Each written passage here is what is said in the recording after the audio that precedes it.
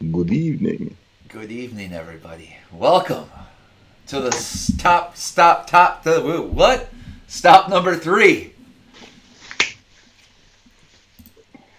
We got Ryan to my right, What's up?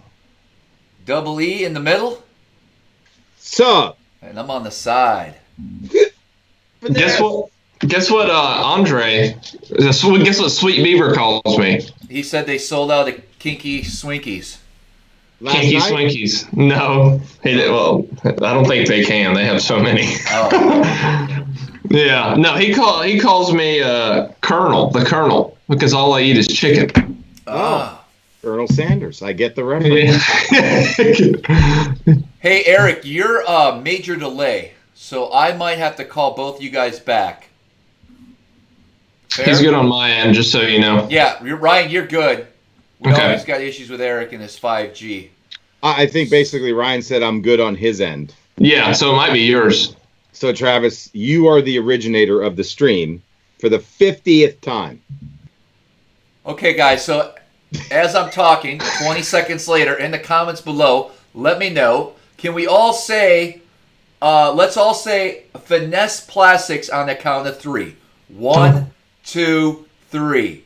Finesse Plastics. That's a topic tonight if we can get it right. Let me know. Let me know in the comments here if we are all ready to do this, because now I'm lagging. Yeah, Double E's dragging. I told you that, and you guys don't believe me. Since I am the captain of the show, I'm going to call you guys back. 10-4, Fine. Cappy 10. Thanks, Cap. Thank you. I'll just be down here split-shotting in my basement. Well, I don't know. I can't see your lips moving, so, you'll be down here split-shotting in your basement. All right, let's try this one more time here. We got to get it right. It's going to be a good show. I'm excited. Let me call them. Otherwise, I'll just start talking here about all these finesse baits we got here. Skype.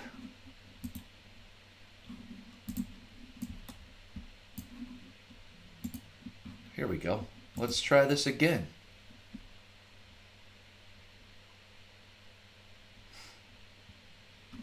Ring the group. We're going to get it right, because we want everything to be perfect. Here we go.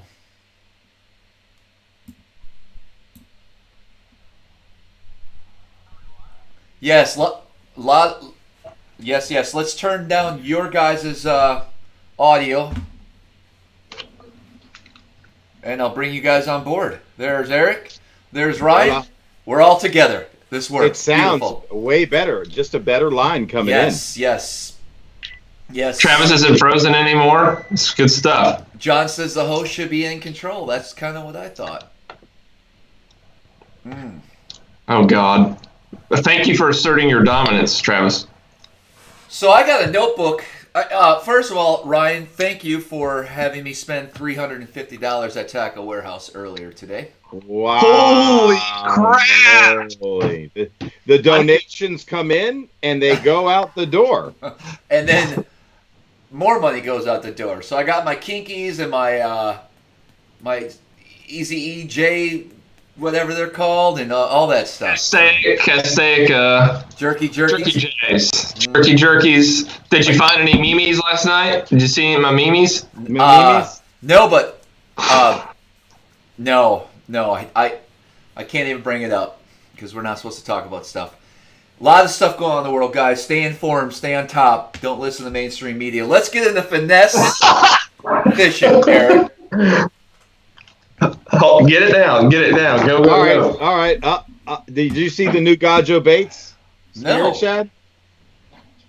Oh. That probably won't work with Marabou. Wow. I've been working with Will. You've been sneaky. Wow. It's my prototype going up to him. Wow. Who? You, I mean, I just blew your mind right out of the gate. Boom. Who's gonna? Yeah. Ooh. My first train of thought was who's gonna take the time to put that into that head? Is Will gonna be doing it? You think, or what? I'm just going to ask the question. Yeah. We're in a team tournament Uh-huh. on Get Your Gumi. Okay. They're on the Spirit Shad bike. Yep. How many do we need for a 3-day event? 25. Oh, I could do it in 30 minutes. Okay. We're good. This is completely custom stuff when you need it. Not for practice, when it matters. When G's are on the line. Will, I'm sorry. Not our Will, the other Will here. I just put a comment up. He can't believe that this was the first time I heard of the Jerky J. I'm sorry. Sorry. Late to the party.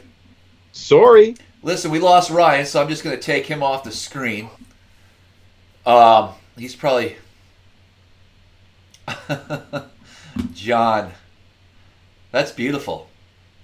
Thanks. Yeah, man. Thank you for not using the secret color, by the way.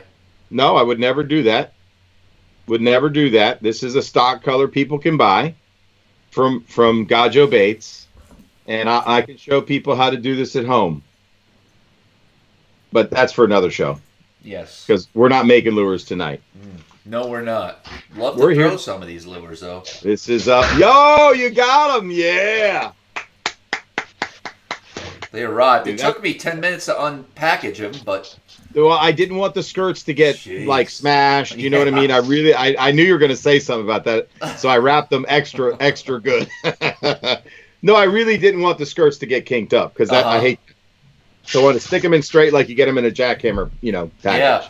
Well, Yeah. as of now, the governor of New York closed the boat ramps in New York, so I don't know when we're going to be able to throw some gajos. Oh man. That's nice of them, though. It makes sense. Doing a good job. What is that noise? Oh, that would be Ryan. I wish I could. Oh, I could mute his ass right now. Travis, in all of our history of doing shows together, I have never heard noises like Ryan makes to get into this show. You are a bull in a china shop. And you know how frustrating it is for me because I want to have a nice show without background noise. You guys know that's one of my key. Because you lose people, and it's disrespectful. Right. Somebody just asked if I had weed wings for sale, and I just literally reached to my left and grabbed 2. Now, how do I do that? I don't even know sometimes, honestly. But I will put those up in an auction. Look at that. Anybody interested? No. No, somebody asked if I had any weed wings for sale. Listen, before we get into it, as Ryan's shuffling around still. Well, that's Shut up, man! I got stuff. All right, I ain't gonna give you the secrets then. Is there That's fine. All right, you done or should we mute you? Because I can't mute you. The controller should be able to mute the guests, and I don't know what is going on here. All right, let's get into it. A couple things we want to go over real quick before we begin, shall we? We are on day 3 of our 7-day live, and this one's all about Finesse Plastics. Now, I got a call from Big Time Jimmy, and you guys know Jimmy. He's a world-renowned auctioneer. In the comments below, let me know, should we have an auction tomorrow night and save Epic Eric's crankbait extravaganza for Saturday night? Because Jimmy can do the auction. We're going to have all kinds of plastics, all kinds of baits. Eric might have a bait or 2 for auction, and we're just going to make a big production. It'll probably be a lot of fun. It's going to be more of a, grab a cocktail, sit back, and just watch the train wreck, right? It will be a train wreck, but I love it. With the delay, this should be special. Well, we actually figured out how to... we're working out the kinks, okay? I had a conference call with Jimmy earlier today. And he's in. All right, looks like we're half and half. Guys, we were going to do it regardless of what you say, so... I just sold my wing wigs for $25 a piece. William wants them. You got them. I haven't thrown them. They're in pristine condition. I hope you catch a jank with them. There you go. And if I find any more, I'll let you know. Yes, Jimmy is going to be doing the auction. So I think my favorite site, Spirit Shed. Let's answer a couple questions here. If you guys have any questions from last night that we didn't get to, let's try to get that all wrapped up before we get into Finesse, because I think you're going to learn. Listen, wasn't last night pretty... I mean, that was pretty good stuff, man. I learned a little bit. I hope you guys learned something from me. I know Ryan was more the star of the show last night. But when are you going to teach me something, Travis? I don't know. So payment methods for the auction. We're going to use PayPal, Venmo, and credit card. Oh, nice. And what's that Indian money called? Wigwam? Well, no, it's wampum. Wampum. Yeah, we'll take wampum. Right. Yeah, but I will say this. The sales on the TrueBass site are killing it with the SmallmouthCrush code. Well, unfortunately, you're giving up about 28% of your profit there, but that's fine. It's volume. That's what I want to give to the fans. That's awesome. And, it's volume. Did we sell out on any colors yet, or you got plenty in stock? Is there still? Okay, that's a good point. So green bean is running a little low. If you haven't tried green bean, get that because we're running low. And I don't know when the next shipment will be because production got a little delayed due to the coronavirus. Yeah. The freaking vid. That's a new nickname I heard today. The vid. The COVID vid. All right. Anyways. I get it. Yeah, so that one, Citron and the 4.5 is running a little low, and we only have a small selection of half-ounce heads left. I was told we only have 500 left, which you would say, 500 is a lot. No, it's not. We try to keep at least 2,500 on hand, so that gives you a perspective on scale of how low we are on those half-ounce heads. I got you. So, right off the bat, Ryan, will you be doing a high school fishing camp this year? Yes, we're going to do that. It's probably maybe delayed, maybe like beginning of August, or we always shoot for the end of July, beginning of August before school starts. And that would be cool for you and Eric to come down to. If you want to do the ledge stuff. No, I want to enroll in the school. I mean, I want to go back to high school to be on college. I'd like to go get my MBA, my Master's in Bass Administration. Man. I mean, I just made that up. Yeah, that was fantastic. I'd subscribe. Well, no, you're going to teach me. This is the MBA program. You're teaching. Oh, I'm the teacher. Oh, okay. Yeah, cool. I pay you the tuition for the schooling down in the Bama zone. Hashtag sponsorship. Hashtag we're doing it, man. Hashtag YOLO trip. Hashtag I can't believe all these comments are rolling in, you guys. Dude, it's just like it's unbelievable, man. I mean, it's crazy. It's crazy. Oh shoot! Is Will from Gajo Baits on, man? I can't wait till he sees this, dude. He's gonna flip. He'll be in. What is that? Would you shove a feather in it? So this is a Spirit Shed, one of Travis's favorites, and it's his favorite stock color. That's cool. I put two little marabou tabs because, that's what a goby looks like, right? They have those little freaky fins. Sure. And they love white with this purplescent color. And so I think that on the bottom would just be ridiculous, man. I'm a fur and feather guy, man. I figure out ways to just throw a little custom stuff and stuff, man. My brain, I don't know, man. I can't stop thinking sometimes. So I want it, because it's Finesse night, to show a little custom trick. Respect, man. And wait till you see my weighted wacky hook. I brought my box. All right, man. My little Finesse box here. Nice. Yeah. And one other thing I want to talk about tonight that I put in the vise and fly tie. This is my flashy weighted wacky. Okay. This is something you've never seen. I don't think anybody makes this. So this is a flashed weighted wacky. I tie it up in my fly tying vise with a little crystal flash. And I'm telling you, the fish super responded to this. I used chartreuse thread for a little target color, and then a little bit of crystal flash on a weighted wacky. And you can tie it in different weight sizes. And you use a gremlin, a water gremlin, on any of your favorite wacky style hooks. So you squeeze it on with a pair of pliers. Then you take some fly tying thread in whatever color you want. You wrap that weight so it, gets it coated. And you can use Sally Hansen hard as nails to coat the thread so it doesn't unravel. And then you can tie in a little bit of crystal flash. And you've got a weighted wacky flashy. Wacky Flashy, buddy, right there. Weighted Wacky Flashy. All right, so here's how we're gonna set up tonight. We're all gonna kind of talk about our favorite finesse ways because everyone's a little bit different. What we consider a finesse bait, when we would throw it, and I guess I'd like to start off if you guys don't mind. Yeah. Give me a little bit of time. Then we'll move on to Eric or Ryan, whatever one you guys want to go next. And Eric's going to be the moderator here, so if you have questions, I'm going to try not to look at the comments while I'm going through this part. Cool? Ryan, what are you doing right now? Are you getting organized? He's pretty much still eating, so why don't you just do your thing and don't worry about Ryan. I'm good. All right. I'm just throwing peas at my dog. Okay, so here we go. Frankie. Yes. Frankie, it's Frankie Friedomeister is his name now. Frankie Friedomeister. Frankie, come here.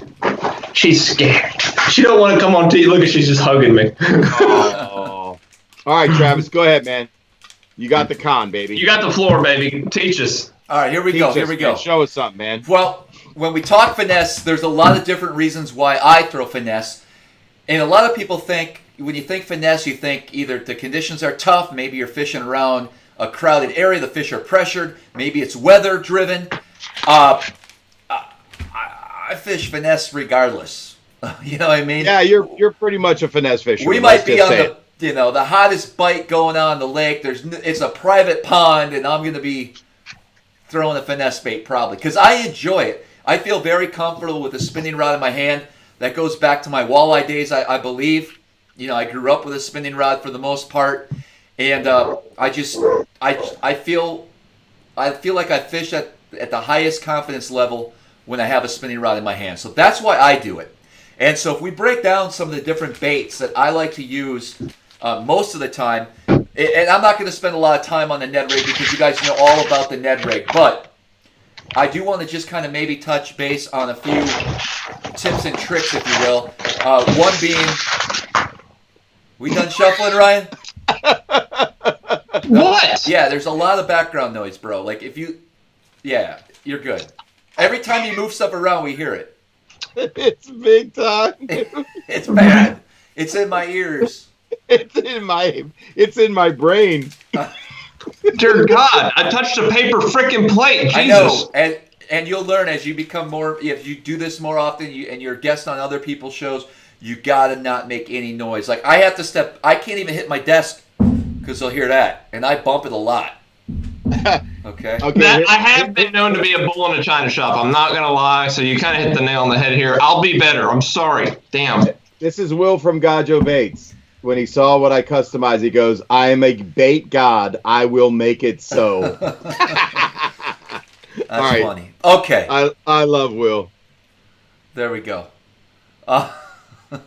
Where do we even start? All right. So when we talk about a TRD, a Ned rig, I really do like Z-Man because they're very durable. You guys know all that. You can catch fish after fish. The plastic lifts up off the bottom, allows me to work it better. And there's a lot of good baits out there that you can fish as a Ned rig. I just prefer the Z-Man products. But I don't want to bore you with it. I mean, we made plenty of videos. There's all kinds of information about Ned rig fishing, when and where. But I just want to share a couple of my major colors that I'll want to have with me. Green pumpkin goby. Yoga pants. I'm a big fan of the color black in clear water, especially for smallmouth. Black and blue, of course. And then there's the perfect perch, it's called. Now this guy here, it's a little translucent. It's going to work really good in clear water. Think northern, upstate New York, Wisconsin, Michigan, lakes that have yellow perch, that's clear water. That color is going to be your deal there, right there. You see that? Perfect. So as far as the jig heads to use, I do use Z-Man's. I'll use a Pro Shrooms, which it's got a little bit stoutier hook on it. And they make them in a heavier size, so you can actually fish them a little bit deeper in stronger current. A lot of guys on the St. Lawrence that like to throw neds are starting to use this. I think this is a fairly new product. Correct me if I'm wrong, Eric. Within the last year? Yes, it is. So the Ned locks. I really like the Ned locks. So I can fish a super small weight as far as the head, and there's a little bit of lead on that shaft of that hook that allows me to get a little heavier weight, and I can tuck it away inside that plastic and hide it. Allow me to fish a little bit deeper, a little bit slower in deeper water, and it's just a perfect hook, perfect everything for a Z-Man TRD. Now the big TRD, I don't consider that a finesse bait in my mind, because this would be a finesse bait, because I throw that big TRD and I consider that a regular worm. So I don't even want to talk about that tonight, but that's a whole nother topic. You notice I brought the chartreuse. I'm sure if you guys are fans of the channel, we got 30,000 views on it. When Eric and I used the red chartreuse heads, we caught some pretty big fish in a short period of time when we changed those colored heads. So, okay, can I bust in real quick? Yeah, go ahead. You hit a really good point. There's a lot of good finesse forums out there, and I learned about the redhead on one of those, and I brought those up to New York for us to try. And I'd never thrown them before with Travis on the St. Lawrence or anywhere for that matter. But this little finesse setup, it's a 4-inch Z-Man finesse worm with a red head. That still, I think, holds the record for the total number of bass caught in a day, as reported by Ned Kahady. And he is the father of the Ned rig. Perfect. So there you go. Yes.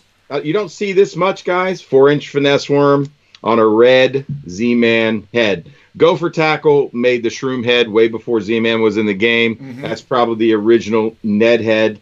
All the Midwest finesse anglers would throw the Gopher Tackle mushroom head, and they make it in colors too. And they make a pro model with a Gamakatsu hook. I recommend that one. Just FYI, if you're looking at Gopher Tackle. Perfect. Now I know Eric wasn't doing his job as I was talking, because I seen some really good comments here. John's got one up here. What's the difference between yoga pants and straight black? I answered the question. Oh. I answered the question. I said it was a faded black. If you look at the comments, you'll see that I was moderating nicely. Okay. Oh, I'm way ahead of you, bro. You're not supposed to look at the comments. I go back and answer. Okay. I just want to do a little ad. You just do your thing, All bro. right, let's keep going. So here's another deal, guys. Everybody and their brother is throwing a Ned rig, and a lot of times it's going to be the Z-Man plastic. It does work, but I started to think a little bit outside the box the last year or two, and I've been experimenting with some different plastics to throw and kind of fish it as a net, if you will. So, for instance, the TRD Bugs is a small little creature bait.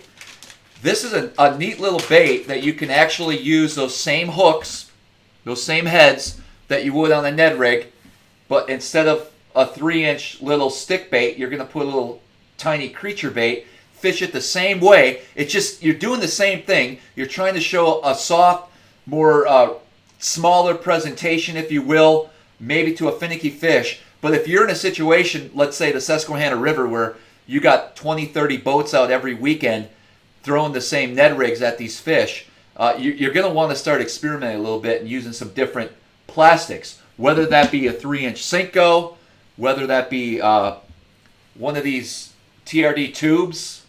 There's a lot of different things that you can throw on that and fish it like you would a normal 3-inch Ned rig. Does that make sense, guys? Yes. Speaking of another bait that I like, the TRD Craws is a little crayfish imitator. There's not much to it. It's actually a beautiful jig trailer as well, because you can see, obviously, their plastic is buoyant and it floats straight up, and it'll stand up and these little claws will come kicking. But they'll actually have the Finesse bullets, it's called, right there. Texas rigged that. You can skin hook it. I got one rigged up right here. You can fish it weedless. You can fish it around some grass. It's a little crooked, I see. Let me fix that. But that is a sneaky little bait, especially in clear water, if you want to get real finessey. Now, what else we got here? We talked a lot about swim baits yesterday. You guys know I'm a big fan of the Kitex. the most common size that we see thrown in the northern part of the country is probably the 3.8. When conditions get tough, or you want to show those fish something a little different, I'll go with a 2.8. Okay, super small. I'll drag this on the bottom. I'll swim it through the water column. I'll fish this on the drop shot. And that's a whole nother topic that we're going to be talking about later this week. Is the whole topic is going to be all about Kitechs and different ways to fish them. So we're gonna just touch on that a little bit. Tubes, another deal. A standard tube for up north is going to be what, like a 3.5, 4-inch tube. Well, here's a green pumpkin copper, which is a great color. Get Bit Baits makes them out of Green Bay, but they also make a little brother size, right? 2 3/4. So at 60% of the time, I'm actually throwing this smaller tube anyways, because I feel a lot of guys are throwing those bigger tubes, and it's just, for me, it's a confidence thing. I always have one of these tied on my rods, more than likely. Now, if I'm gonna Carolina rig a tube, things like that, I'll normally step it up just so I can get a little bit better hook, extra wide gap hook in that tube. But these little 2 3/4 tubes are pretty sneaky, and I've done a lot of videos on those on my channel. Worms, I know Eric's going to talk a lot about worms, so I'm not going to take up too much time. I know Eric's going to talk more about the French fry. That's one of my go-to finesse baits when it comes to a worm. This Kitech worm here, you guys see me throw that a lot. This is an awesome drop shot bait. Great color. They make, green pumpkins, all that. 3-inch Senkos, whether it be wacky rig, more than likely for me, on a drop shot, is going to be my go-to when things get tough. Green pumpkin as well. And then, of course, the 4.5-inch robo worms are killer baits when you want to get a little more finessey. Throw that on a drop shot. Creature baits, we kind of touched base on these TRD bugs if you want to downsize. But another favorite technique of mine, and we talked about punching yesterday, was the chigger craw, right? The standard size chigger craw. Well, they make that 3-inch chigger craw as well. So it's actually a pretty big difference when you compare the two.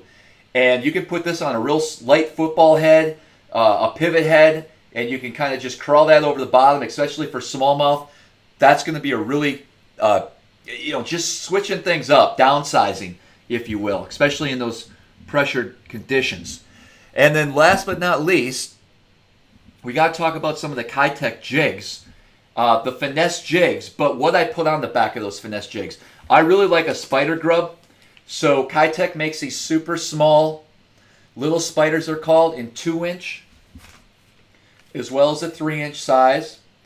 And I'm going to pair that with a football head, a small football head, or I'll even throw it on a mono guard jig head, something like that. Toss that spider grub around. How's the comments, Eric? What do we got? Just rolling and answering, bro. Keep going, man. All right. What else we got here? The TRD bugs. I mean, the worms, I want to talk. I mean, we could talk presentation and how we do that, but I just want to get your guys' opinion. I went through kind of my rotation here, some of the key baits I use. I'd love to hear from you, and then we can talk about how we rig these up and things like that. So, Eric, why don't you go next? Sure. So I think Travis wanted me to talk about a few things tonight.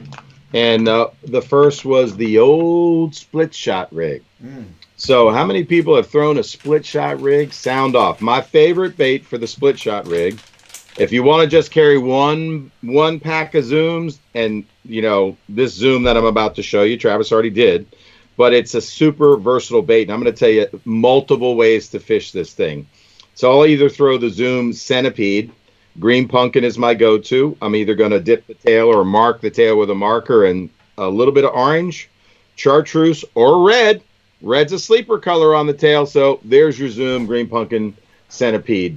You can split shot this, but this is a more versatile bait than the Fish Doctor. The Fish Doctor, why I like the split shotted, this is more of a gliding bait because it has a flat bottom and it's a little broader than the centipede. So when I'm lifting that split shot rig off the bottom, this thing will float and glide. I feel like it's excellent during the pre-spawn. I think I told a story the other night where I was in Bryan's Cove, on the Potomac when there was great milfoil in there, 20 boats in there in a super small area.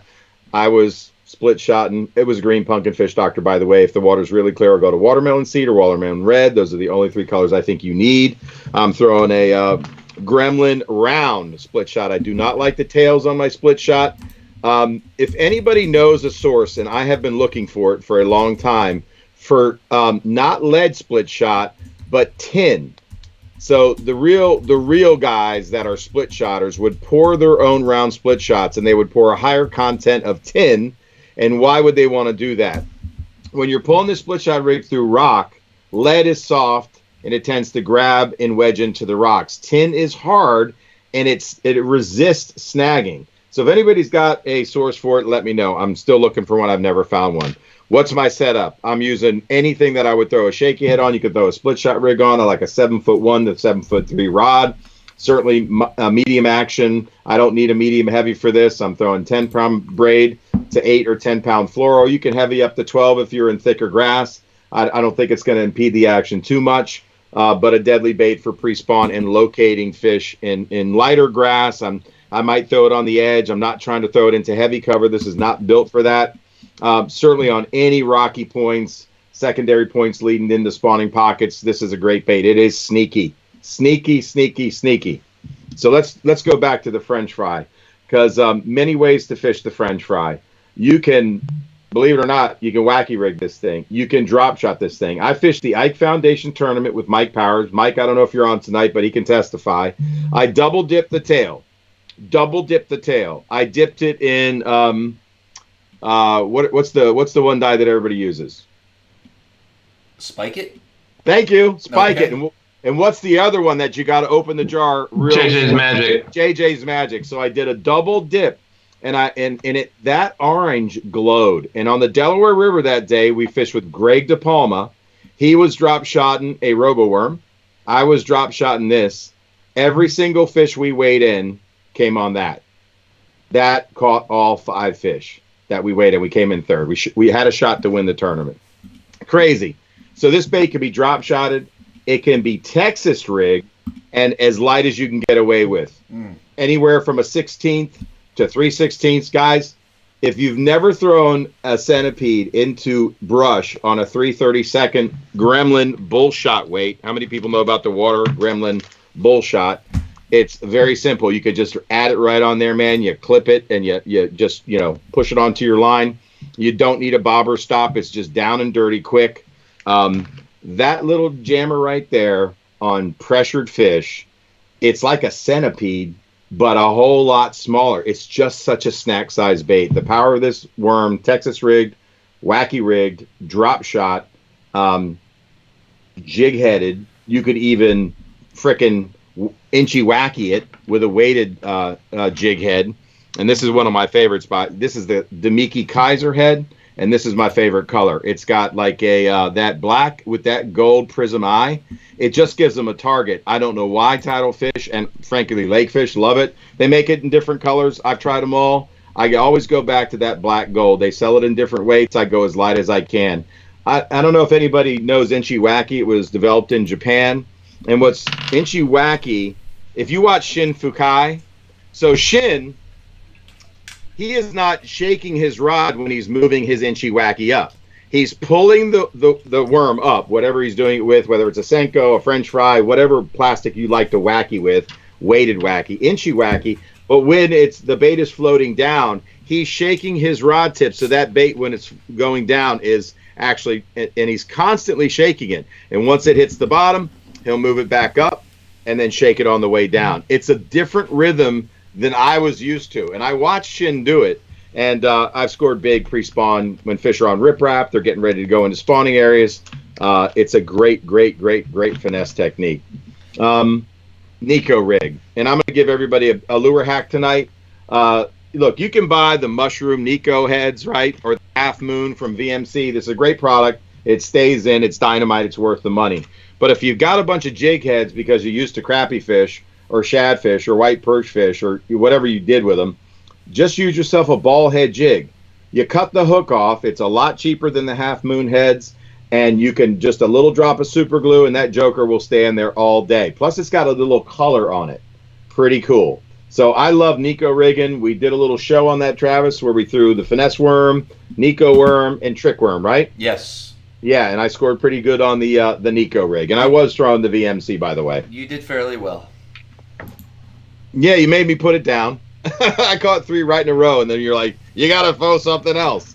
So no, it's a great technique, guys. And here's just to talk about the man, just how good that French fry, that centipede actually is.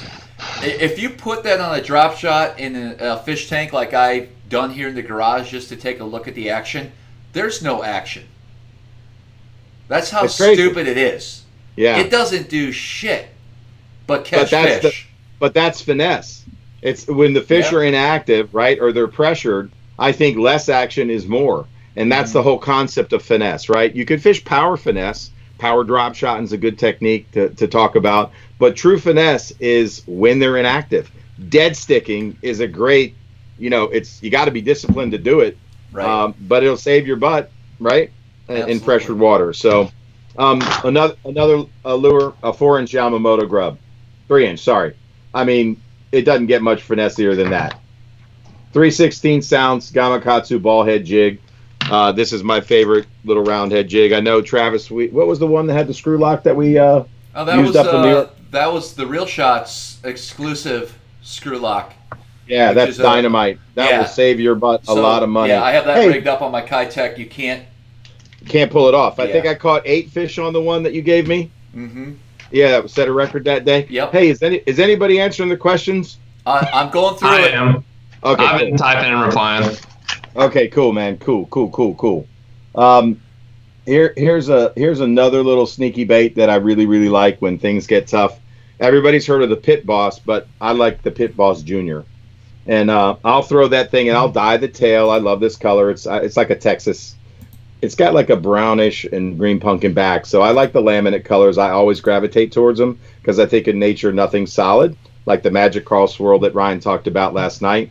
I'll dye the tips of the tail, maybe an orange or a chartreuse, whatever you prefer. You can even go red. But I love this little Cultiva. It's called the Brush Rider. This thing comes through wood dynamite. I do modify the hook. If you watched last night, I will open up the gap slightly so I get a better hook set. But this little dude paired with that thrown in brush is hard to beat. Another little finesse tip for you. I've scored big. I'm going to throw out a couple different heads for the Ned rigging, Travis. Yeah. That I don't know if people know about, but I found both out of Japan. This is the Hayabusa one. Dynamite. It's got a double weed guard on it. And then the Reigns. The Reigns has a little bit bigger hook. And, people think small hooks aren't powerful. I caught probably one of my biggest rainbows on a size 20 fly hook, and it held that fish in pretty heavy current, and that fish was close to 3.5 pounds, and it was a micro hook. These little hooks have a lot of holding power. You would be shocked what you can land with them. So these are 2 of my favorite Ned hooks, by the way. Not talked about a lot because everybody's looking at Z-Man. So we're getting a few questions. Some guys are bringing up, why are we not talking about hair jigs? This was going to be more of a soft plastic finesse type of show. We will definitely do a show devoted to hair jigs too. Cool. But that is another. I don't consider it. I just consider it part of my arsenal. You know what I mean? Like if the fish are aggressive, if they're finicky, if there's high pressure, if there's no pressure, that bait just works. But that's a whole nother show. Right on, man. Yeah. I'm with you, man. Keep rolling. What else you got, Eric? Anything else? Oh, are you kidding me? So I think one of the most underrated Zoom worms is the swamp crawler. If you're a southern fisherman, this can be Nico wig. This can be wacky rig. This can be wacky rigged, weighted wacky rigged. This can be used on a shaky head. This can be drop shotted. Why do you like that? Well, look how supple it is. It's just look how it just does that. It's my favorite. It's so thin. It's got tremendous action. It's doing things completely different in the water, no matter what technique you're using. You can nail weight it on the end, so it moves back into cover. You can do a weighted wacky with the Kaiser jig head, as I was just telling you. You can Nico rig this thing. You can shaky head this thing. It's just stupid versatile. Drop shot. I mean, in a bag of 20 on sale will cost you $349. In Green Pumpkin, that's really all you need. And if you love Morning Dawn, I mean, their Morning Dawn color is good. It's not as good as some of the others I've seen, but I'll tell you this: the spots down at Lake Hartwell ate the Scheisenbach out of it. They make a mag swamp crawler. And Travis, I think the last time we were up there at Upper Bay, I threw the mag swamp crawler with you. Another dynamite bait. So, but swamp crawler. And by the way, post spawn, weightless Texas rigged. It's painfully slow to fish, but if you can stand it, man, I don't know. I've had some of the best days post spawn fishing that lure in wood. Interesting. Yeah. One of my other favorites is the, I know we've talked about this, Reaction Innovations 4.9. Let me see the color. It is, I have the bag. It's the Flirt, and this is the 4.9 Flirt. They make a 6.95, I think, and it's Magic Craw Red. So it's got that blue Green Pumpkin back with this brown belly, and man, I don't know why the fish respond to it, but once again, it's a laminate. I love laminate. That's Aaron's magic. Yeah, right. Magic Craw Red is what they call it, but yeah. Yeah, right. Yeah, I mean that's that color for anyone that's wondering like what to reference it. That's right. And I know Travis already talked about it, but he talked about the 4-inch. I'll talk about the 3-inch. So this little dude, it's a Senko. Bass Pro Shops, their little magic stick. Hold on, let me get it for you guys. And real quick, since we mentioned Aaron, he's back home with his family. So that's awesome, man. Knows about his situation. Keep praying for him, and he's on his way to recovering. That's beautiful, man. So the Bass Pro Shops Sticko, 3 inches. 3 inches. Weightless. Slide this around docks when it gets pressured. They'll ignore the 4-inch. Oh my God, you're kidding me. They'll ignore the 4-inch Senko, but this is a 3-inch. So this is the 3-inch fat Senko below, and this is the Sticko up top. The Sticko's even skinnier. I used to throw a little red on the tail, and I'll slide it through with a shiner hook. Guys, I know it's going to sound crazy to people. You could use a number 1. But if you really want to get goofy and risk the biscuit, that number 4, it's like they can't even see it. On an 8-pound test, when it's ultra finesse, man, they will bite it. It's crazy, man. This little dude, don't sleep on it. Don't sleep on it. I'm going to keep going on plastics because I think these are old school baits that get ignored. Okay. And they've saved my butt on the Potomac. These are funky colors. You don't see them much. I just got these are custom made, by the way, for me. This is a ringworm. What I like about the Pour, it's a super soft tail. It's very thin. The old ringworms, they don't make them anymore. They ruined it. I don't know if it was the plastic, but this is ultra soft plastic. We talked about ultra soft plastic and why it matters. There's a ton of action to this bait. This brown orange on Tidal Rivers is dynamite.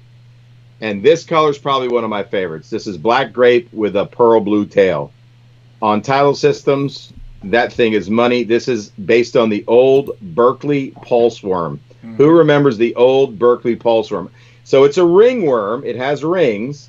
It's a little fatter than a ringworm. It's just throwing off a lot of vibration. Those little rings when you're pulling over rocks. I don't know what it is about this style bait, but they freaking eat it. They eat it. And once again, I've got a super soft plastic. I love it in blue fleck, but I really love it in black grape pearl blue tail. Dynamite. Travis, you already covered a couple of my other favorite things, but I'm going to talk about, a couple little finesse swim baits that I think are great. The Kai Tech on a Texas rig, or the Reaction Innovation Skinny Dipper. This little joker right here, when it's been summertime and the bait got small in my Tidal Rivers, with a 1/8 ounce bullet weight pegged, thrown through grass beds, it will get you a bite when they're looking at nothing else because the bait gets small. Bay anchovies invade the upper bay, so anything shiny, I don't even know what color this is. It's a Kai Tech. It's a sexy shad. Thank you, sexy shad. This one I have no clue because it's old, but I throw a 2/0 EWG. I'm probably using one of my new favorite hooks from Gamakatsu. It's the G-Lock. I like it. It's got the tip that points up. We talked about that last night. I get a better hook set. It's got a little bit wider gap and a little bit stiffer wire than the just regular EWG Gamakatsu. So I'm digging that. That's a tip for you guys to get some bites. So that's my finesse game. Dude, I love it. I got one more little bed bait one more little bed bait. I think somebody talked about this last night. This is the Huddleston. This is the one that I say for tournaments. In a bed, they will absolutely destroy this bait. But Savage Gear makes one that's damn close to that Huddleston crawl. And it's this little joker right here in a green pumpkin with chartreuse claws. I threw this on beds, and I've never seen bass react so quickly to a bed bait. They just had to come over and kill it. They'll bite the claws, so you got to wait. And that's a little tick. I don't know, Ryan, you bed fish a lot. I don't get to bed fish a lot. So when they have a claw, if you can resist the hook set and just shake it a little bit, sometimes they'll suck the bait in fully. I don't know. Here's a really good tip for bed fishing. So I've been doing this for the past 2 weeks, and we were doing it at Lake Martin a little bit. Your tendency is to, right when you see that fish bite it, is to sit. Mm-hmm. So if the fish is sedentary or stationary, and if you see him just suck it in, that's when you want to hit him kind of fast. But if he bites it and starts swimming, wait. Because when they start swimming away with it, they take it in their lips, and then they go, and they suck it in all the way. So just let them swim off with it, and then hit them. Yeah, I find if they're swimming off and I just pull it a little bit, that makes them suck it in right away. But you're right. I probably didn't wait for him to suck it in. I just made him suck it in. And here's what's cool is you got him to nip at it once. Don't worry. He's getting tuned up to really eat it. Yeah, they're coming back for it. Yep. Yeah. A couple of other heads that I want to talk about that I really, really love, and I'll throw it on any plastic. I am super impressed with this Hayabusa shooting ball head right there.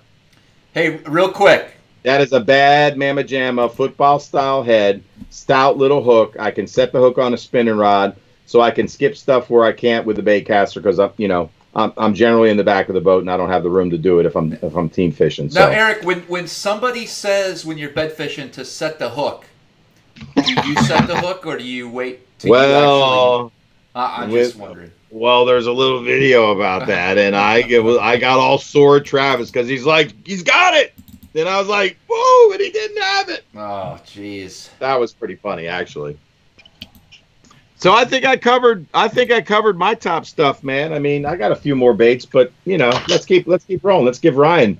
Oh, well, you know what, Travis? Since you're a tube fisherman, and Ryan, I want to ask you: have you ever thrown the stupid tube? No. Travis, have you ever thrown the stupid tube? And this is like a finesse stupid tube. Yes. That's why I brought it out. I have, but I don't throw it much. Do you like the setup? It's interesting. Okay. Did you have any problems when you threw it? The hook coming out, yes. Okay, coming out, but that, if you're fishing with an open hook, the hook's already out, right? So that shouldn't be much of a problem because it's skin hooked right there. This is a Bass Pro Shops stinger hook, by the way. You can buy them at Bass Pro. I do have to modify the hook and open up the gap a little bit. But, guys, I won't waste your time on how to rig it because it's already rigged. But this is basically a lead head inside the tube, and I can show people how to rig it if they're interested later on. But the stupid tube. There's a company that makes tubes specifically for this technique and hooks that you don't have to modify for this technique. You want a little bit softer tube for this technique with a thinner wall so it collapses to allow, a good hook set. Just FYI, but it is a weedless version. And it's meant to, and by the way, this is the magic of the stupid tube, by the way. So if you're Texas rigging, you've got the weight outside the bait and you can get snagged with a bullet weight and a lot of rock. This has a round ball jig head in it. And the idea is to hit a piece of cover and basically shake that tube and it'll tip up and it will elicit the bite, right? Because bass are around the cover. So it's there's a whole series of good articles on it. Read up on it, stupid tube. Fished it on the Potomac a little bit, did well, and never went back to it. I have no idea why. Because I don't throw a tube a lot. All right, that's what I got. Awesome. Listen, before we head over to Ryan, I want to see if I can. Were there any questions that you answered? You're gonna Eric. There was several rolling in. Hop on that chat when I start talking, and you hit them up. I mean, you're just going to have to bang them out. There's nothing real. I saw something about zipper worms, but swamp crawler, Hayabusa. I got you. I'll take a look. Grass minnows. Right on. Yep. If you want to, there's just a lot of, like, they're just real specific. I'm with you. Oh man, M Jones, I love that Pro Blue on frickin' anywhere. Woohoo! Tube on a shaky head nail. What kind of deodorant do you use? So, all right. Hey, we had real quick. We had a little. If you guys haven't seen this real quick video, what I was talking about when I told Eric to prematurely set the hook. I just want to share this video with you because I was so convinced that fish had that bait in its mouth, and Eric got pissed. Let's watch it real quick. Here we go. Looking. Come on, baby. Oh, there you go. No, she didn't have it, dude. Oh. Don't tell me when she... Sorry. Hey. I'm not listening to you anymore. Sorry. She didn't have it. Oh. Damn it, don't tell me that. Didn't you think too? No, I didn't. Okay. He was close to it. I thought he bumped it. Like I thought he just went, sucked it in. No, no, she was over top of it. Okay. That's what I saw. But I'm like, damn, okay, well, all sorry. right, you said it with such conviction. Sorry. Uh-oh. Right on top of her. That might get her pissed to the side. Come on, girl, come on. Oh, tail down. Yep. Nope. No. Yeah, she had it. Yes. Wow. Oh!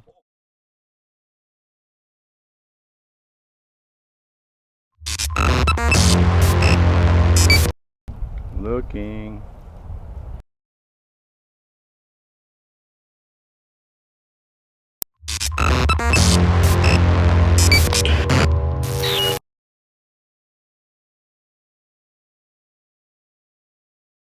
All right, good. Good. There we go. I'm learning as I go how to get everybody back up.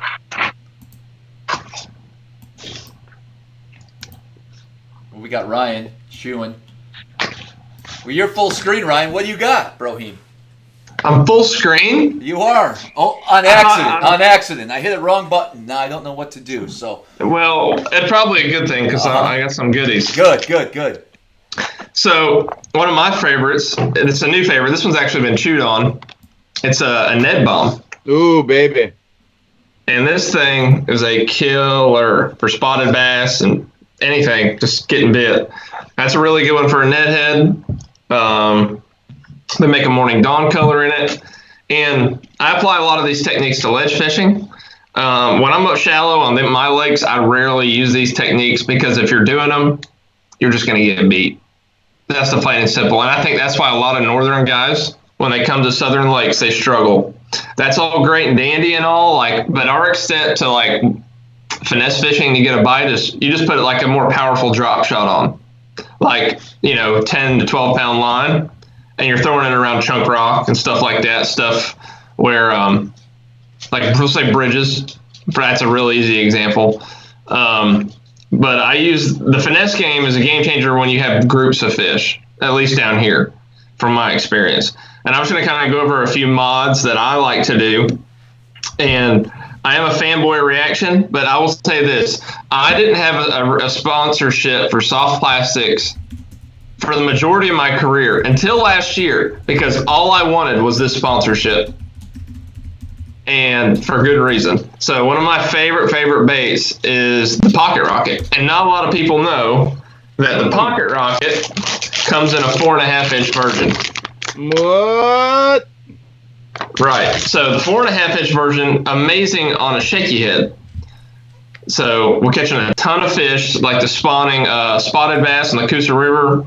Dude, that's good. I could be a one rod Todd right now with that bait on a shaky head. But only thing I would change is my weight size depending on how shallow I'm fishing. So, but this is a really cool thing I've been doing. This is the 4.5. You're going to come down about an inch and you're going to cut that thing off, right? I'm just going to spin it. The cool thing about the baits, if you spin those, see how it's just nice and clean cut? Clean, man. Don't even need scissors. Yeah, right. So all you have left, so you have like a little fat part, a skinny part, and then the bowl. That's all you got. And then you take your Ned head, right?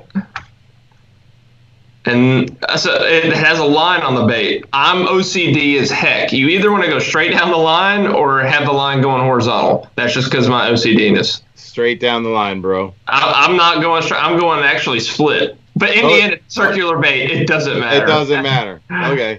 And what's cool is your hook point's going to come out right on the little skinny part. Oh, and you shove that thing up there. Bite. Yeah, boy. Look at that. Yeah, boy. Is that a gopher? Is that a gopher head?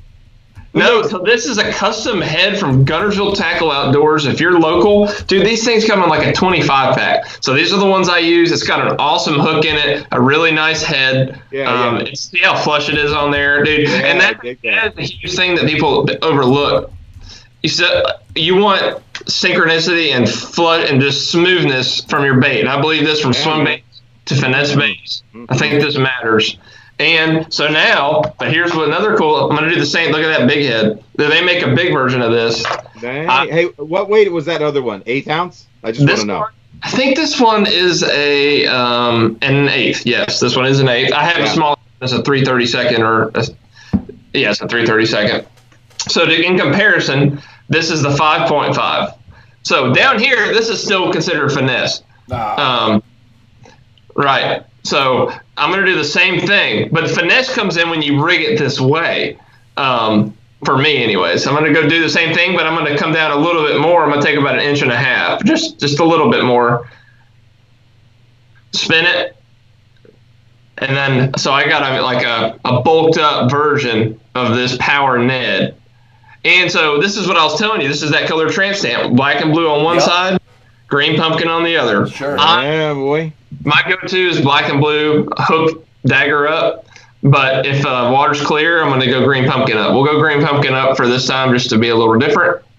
And this time when your hook comes out, it's going to be right before the skinny part. And always make sure your baits are rigged straight, guys. Oh, yeah. Look at that little tender morsel. Look how that thing just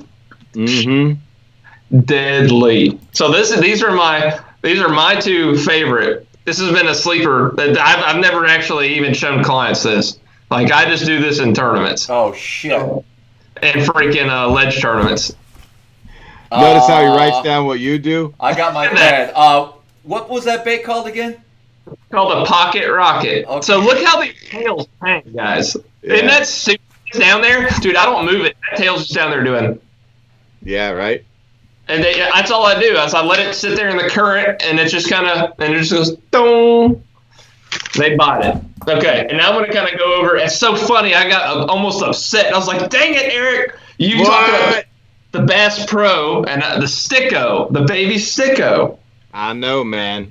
That's a guarded secret right there. I gave it up. I was going to give it up if you didn't. But the cool thing is, so this is another one of my go-tos for the spotted bass on the Ned. Oh, good night, yeah. This one it's like copper and red flake. They got good colors. Dude, I like their colors. Up north, that's the only color I needed. They got a purple back with like a white underbelly. Oh, my God. Yeah, man. So it's like a milky white. Oh God, and guys, you're gonna learn. I'm gonna rig this one. I'm a big the Sticko. It's got a thin point. I want a little bit fatter bite to go up to that aspirin head, right? So I'm just gonna pinch just a hair off, just to make that a little fatter. Just because it's got to go over that spring and be more flush. I mean, I didn't take but not even like a couple millimeters off.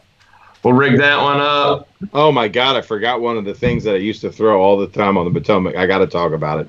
Yeah. No problem. Somebody just said jig worm. Yeah. Stingray. No, not that. That thing is awesome. That's my, up north, that's what, when I came back from Ticonderoga on Champlain, I would come back and catch 10 or 15 fish in 10 minutes. That's hitting any rock with this thing. But you know, there's obviously a lot of numbers on the main lake on Champlain. But that thing's a smallmouth killer. I caught a ton of fish, drop shotting the morning dawn, and this is the I think it's, what is it called, Travis? Remind me. I'm drawing a blank. It's the shad. Trick shots. Trick minnows. Trick shots. Yes. So this is, and I man, after Champlain, so I got these for up there. Uh-huh. But man, I brought them to the Tennessee River and started on the ledges drop shotting these things. Son, gun. And the cool thing is, you can use one almost all day. All day. I'll lose them because they'll throw it off the bait. Yeah. It's not ripped it. Yeah. And here's another funny And thing. you could go get it. Yeah, it'll float up. It's crazy. All right, it floats. Elastec floats. Go Yep. retrieve your bait, man. It's $1. It's a $1 bill floating on top of the water right there. That's Yo. all. Oh, of course, unless you're Travis. What do you mean?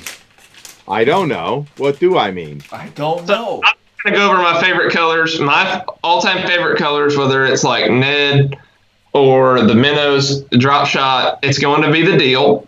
That shad, blue hue, green pumpkin back. Oh, that's the deal, bro. Green pumpkin goby or some kind of like fleck in the green pumpkin. Real basic, and then morning dawn. Don't get too crazy on your colors, guys. Keep it simple, especially if you're balling on a budget like me. These are my 3 colors I keep in there. Balling on a budget. That'd be a good little segment. Balling on a budget. And that's where these stickos come in. Balling on a budget. Yeah, dude, this is cheap, man. Look. You get like, what is it, 20 pack? The 20 pack for like $3, and you can $6. You got 40, and you're good for like the season almost. All right, it's a 16 pack. We were over exaggerating, but still. And it'll $6. 16. This is a really cool bed fishing bait. I do keep this one in bright pink. Oh, Sure. Pink. Think That- pink. Killer. It'll set them off. And that's what's in my box right there, man. Oh, so I do have the morning dawn stickos once again. So I stick with those main 3 colors. So when you have all these variations of baits, if you get all the colors and the baits Travis showed you, the baits Eric showed you, the baits you're going to have way too much crap. But if you stick with like the 3 main colors, looky there. We didn't talk about everything tonight. You guys will have a more, your decision making will be better, and you're going to be throwing stuff that catches fish. But I'm a fan of that color right there. That's a pretty color. So much sauciness. listen, I got one more. Hold on, Eric. What's up? I know we weren't going to. I mean, how many did we got? We got 300. We got a record live view crowd tonight. So I want each of us to show one bait and talk about one bait. We're going to start with Ryan, Eric, and then myself, that we are holding off, that we weren't going to share with anyone. But since tonight's a record, let's talk about it. I already did. You got to have one more.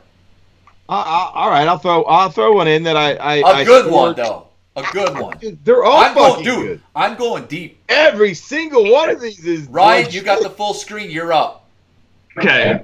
I talked about one. I'm going to reiterate it, but I'm going to throw a caveat on it, which I think is huge. So these things are killer, but I'm fishing them really deep a lot of times. And you guys know that you have to either have a really sensitive rod, but if everyone out there, dude, they can't afford $300-$400 rods like we get. Here's your hack. Okay. You see that? High vis yellow. This is crucial because you know what you can do? I don't have to feel it. I will sit there and just watch my line. And net fishing, a lot of times I'm going to let it hit the bottom and I'm just going to reel and swim it up and let it do its thing. Sure. And they're going to hit it that's falling, and I'll sit there and watch that bait. And when my line jumps, this is that Yozuri Super Braid. And it's that high vis yellow. This is new this year. And man, when I was on Martin, and you can watch the second place finisher was doing just this. He had the high vis braid, was using his Panoptics and fishing to those fish, and he would just look. He could see him eat it, but he would wait till his line would jump to set the hook. So here's my secret tip for you guys: high vis yellow. Travis, I expect to see high vis yellow on all your rods because you use the Panoptics, and you told me about a tournament where you set the hook too early. You saw him eat the bait, but you didn't see the tick. What up now? I just spooled up 12 of my spinning rods with high vis yellow braid yesterday. Woo! That's awesome. True story. Cool, man. That's cool. Wow. That's how you know. Wow. So I'm going to describe mine. You're up, Eric.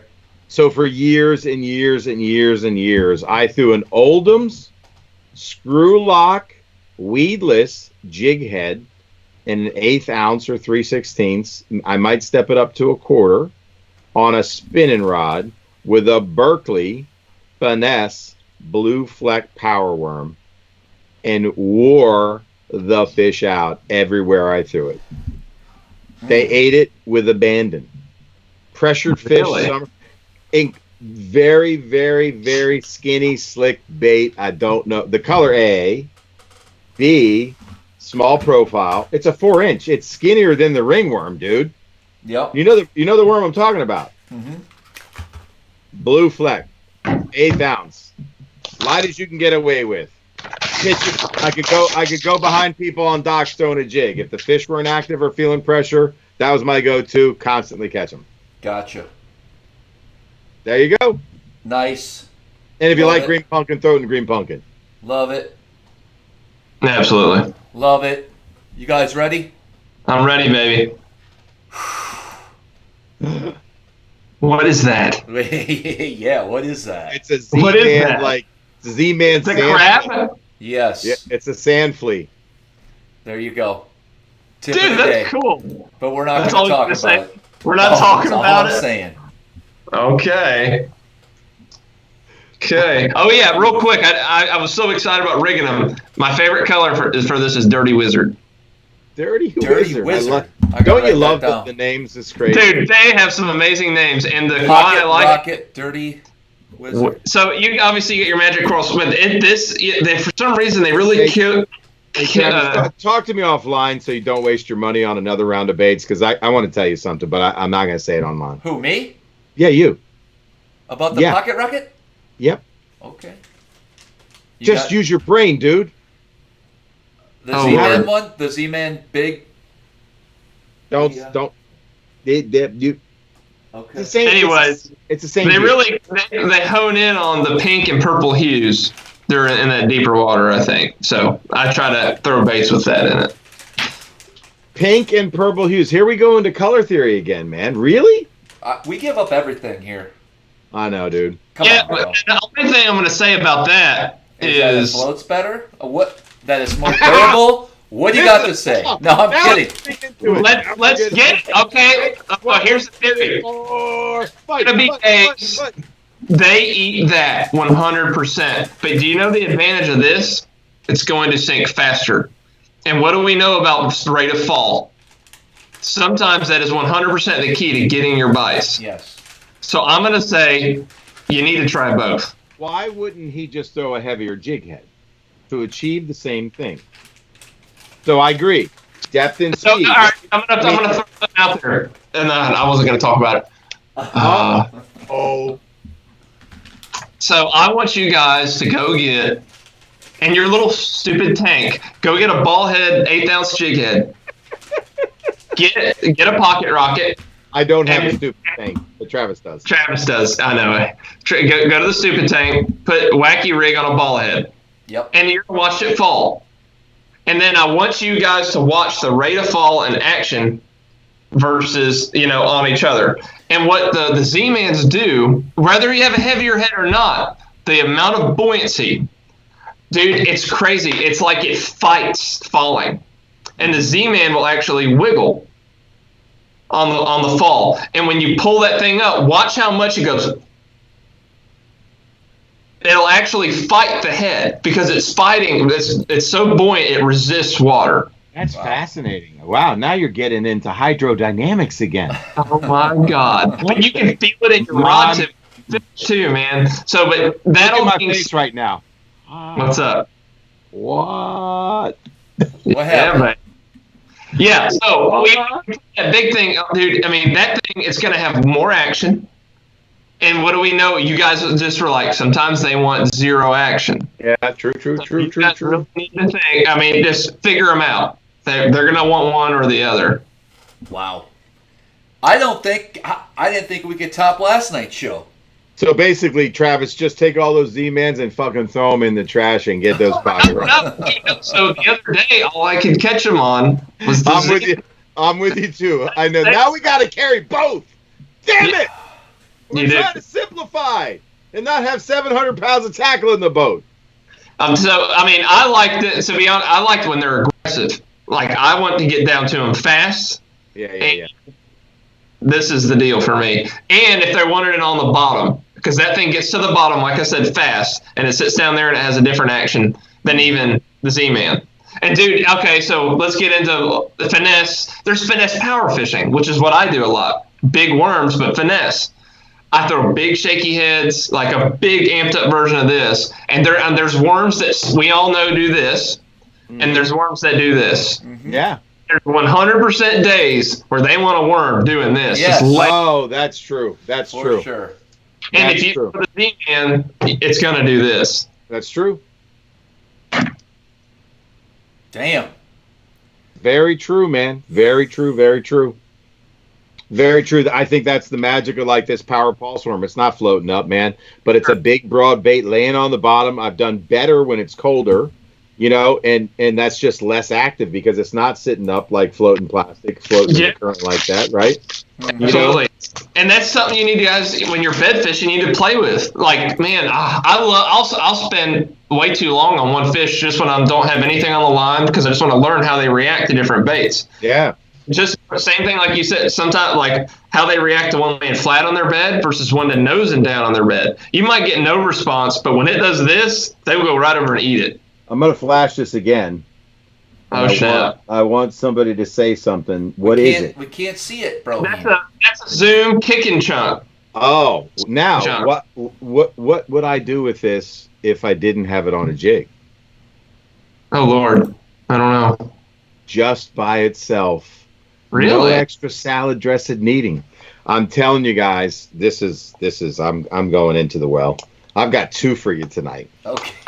I'm just going to rig it up and I'm just going to show it. And I'm not going to talk about it, but I'm just going to show it. And if you have the confidence to throw it, you will be pleased. Okay. Yep. So I take my little shooting ball head. What do you got, Travis? One more thing? I took it. Yeah, I might be able to.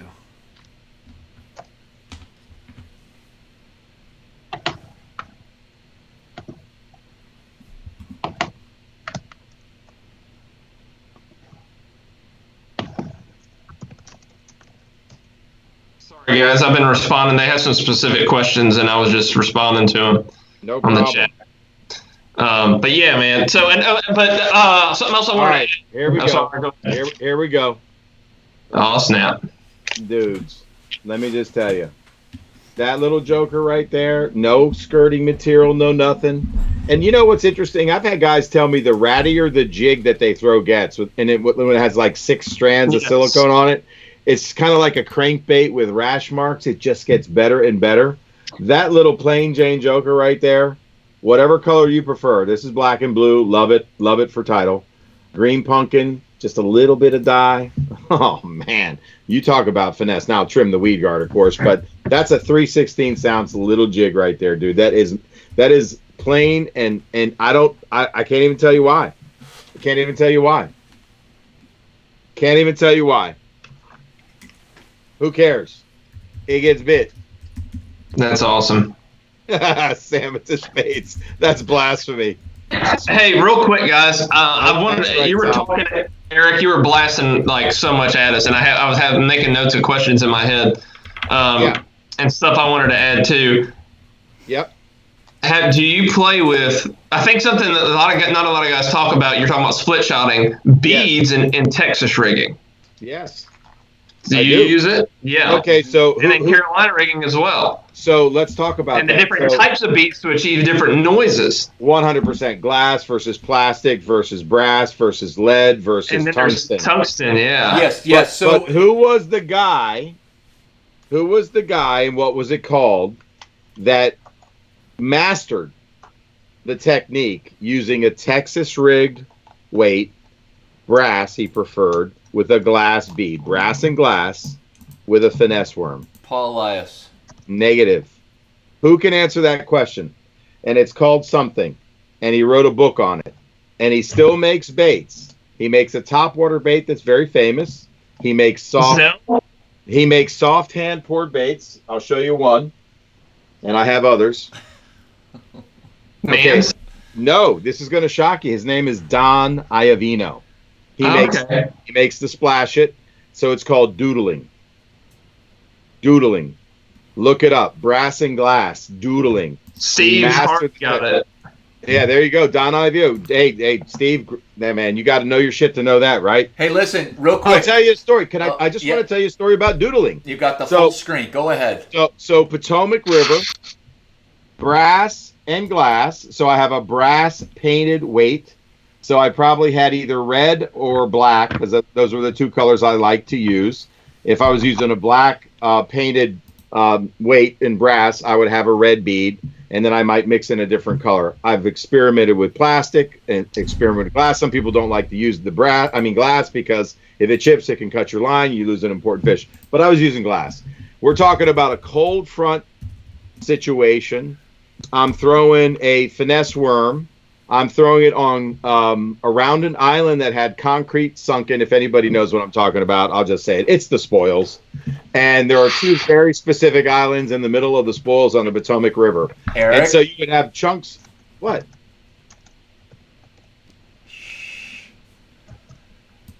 Oh, no, this is not where I took you. I know. All right, I'm talking about doodling, man. You could do this anywhere. So whatever. Just pick a rocky area. It doesn't matter. But the fish were inactive. It was a cold front. It was a bluebird day. We had light winds, a little bit of ripple on the water. They were very finicky. The fish were there. I literally had to take that glass and brass and a finesse worm, and I'd hit the cover, and I would start to shake. And I mean, when I say shake, I shook that thing in place 2-3 minutes at a time. I always had Loomis the day that long. And literally, they'd pick it up gently. Sometimes they'd just tick it. And these were 3.5 to 4 pound bass. We won the tournament. It was a team tournament. I'm not talking about an FLW event, but these were great river sticks that I was fishing against with my team partner. And we won the event doodling. Doodling. And it was that constant tick, tick, tick, tick, tick. And if you read about how Don did doodling, there's a whole system to how he did it on contour lines and things. I'm just talking about contacting cover. This is community hole stuff, guys. So look, just pick your standard community hole and slow it down, finesse fish it. If you have confidence that the fish are there, the bites will come. And brass and glass is the way to get it done. I rarely see brass weights in people's boxes anymore. I don't know about you, but I rarely see it. I've got some. So there's one on a Carolina rig I love. It's a flat. It's flat. It's like a washer almost, but it's brass. Yeah. And I put that against my tungsten, and then I put 2 beads below it, and I have 1 bead above it. And that's my Carolina rig setup. That thing is making. I'm going to tell you right now, one of my favorite, and this is getting off topic, but you're talking about sound and things like that. So anybody throw the pack-a-crawl anymore? Oh, yeah. I got a whole box full of those too. Okay, so if anybody stopped throwing the pack-a-crawl, did you put the Zoom double beaded rattle in the chamber on that? The glass rattle. It is like a megaphone because it's got a hollow chamber that's big, and you've got this double rattle. It makes such a sound. I crushed Okeechobee crawl on Tidal Systems with that Zoom rattle, flipping that thing. Dude, oh my God, I can't even believe I stopped throwing stuff. Why did you stop throwing things that work? Dude, I love it. And this is why we have these. Travis, so what's our count right now on the people watching? So what I have, what do we got here? 364. All right, 364. I'm going to throw something out I've never told anyone as well. Okay, whoa. Good. And by the way, before you go, if you guys look down below here, Ryan was very gracious to give us a code to use. TrueSwimBaits.com. Use the code SmallmouthCrush. 28%. Don't ask how we came up with that number. off your orders. So awesome. All right, keep going. Go ahead. So I'm glad you said that because this is actually a swim bait tip. And it goes off of what he said. All right, so the cool thing about a hollow body swim bait, if you look, this is a hollow. What can we put in a hollow cavity? Rattle, baby. Rattle. This is a mod. This is a mod I do on swim baits that no one would ever know without grabbing your swim bait and shaking it. Oh. So I take it, I shove it up in there. You got to work it, spit on it, lube it up, get it up in there, and get that rattle towards the head. And then you rig your swim bait, and then that rattle will sit below the hook and be wedged in there. Even if it goes to the tail, but you want it up to the head and kind of be wedged up there because it will affect the action if that weight, that glass rattle gets towards the back. You want the glass rattle to kind of stay up front. Rig it up, and dude, when it's rocking and that glass, it's just ding, ding, ding, ding, ding, ding, and it's just doing ding, ding, ding, ding while it's going. Hey, oh my gosh. Dude. I used to take the time in my centipede, and I would throw the tiniest glass rattle in there. And so I would have buddies that were throwing centipedes with me, and I had the glass rattle. And I'm talking about finesse, inactive, pressured, blue sky, bluebird, looking for a bite, tough as balls conditions. You got to get a bite. We've all had those grinder days. This is what I'm talking about. If they're eating the bait, who cares about a rattle, right? I'm talking about something to stand out that's different. It's the smallest Bass Pro rattle, and I would stick it in the back of that centipede. Oh, my God, man. And they would just hear it. I did that early winter on a gin clear lake where I live in Maryland. It's about 10 minutes from my house, and I could see every single bass that was coming to the shore. It was a bluebird, no whisper of wind day. They could see me. I had to hide behind trees. So I took a very micro stupid tube, and I rigged it so I had a rattle in it. It was almost impossible to do. But I would sit there and shake that thing in place for like minutes. And I'd watch a bass come from 5-10 feet away. And it took them literally, because they were so early. It was like early spring, late winter. They would come over to it and literally swimming this fast. And I would just keep shaking it. I'd watch them tail down. And this is not a spawning fish. Tail down. And I was saucing it with craw sauce, Riverside, by the way, at the time, real craw. And then they would stick their nose down in this like cabbage on the bottom. I couldn't even see my bait. And then they would suck it in. I caught like 6 fish that day, and it took me per fish 5-6 minutes to get it done. Huh. It just shows you that if I couldn't have seen the fish, that they were that cold, that inactive, they were there, but if I slowed down, I could get them to bite. But if I moved through the area quickly, I would have never caught a fish. Sure. Crazy, right? That is crazy. Sound and sense. Sound. But you always want to think about like you said, when do you do it? Why do you do it? Right. When I like to do it is because I love to throw swim baits. It's a strength of mine. When the water's a little more stained, or they are really aggressive. We talked about those bright colors.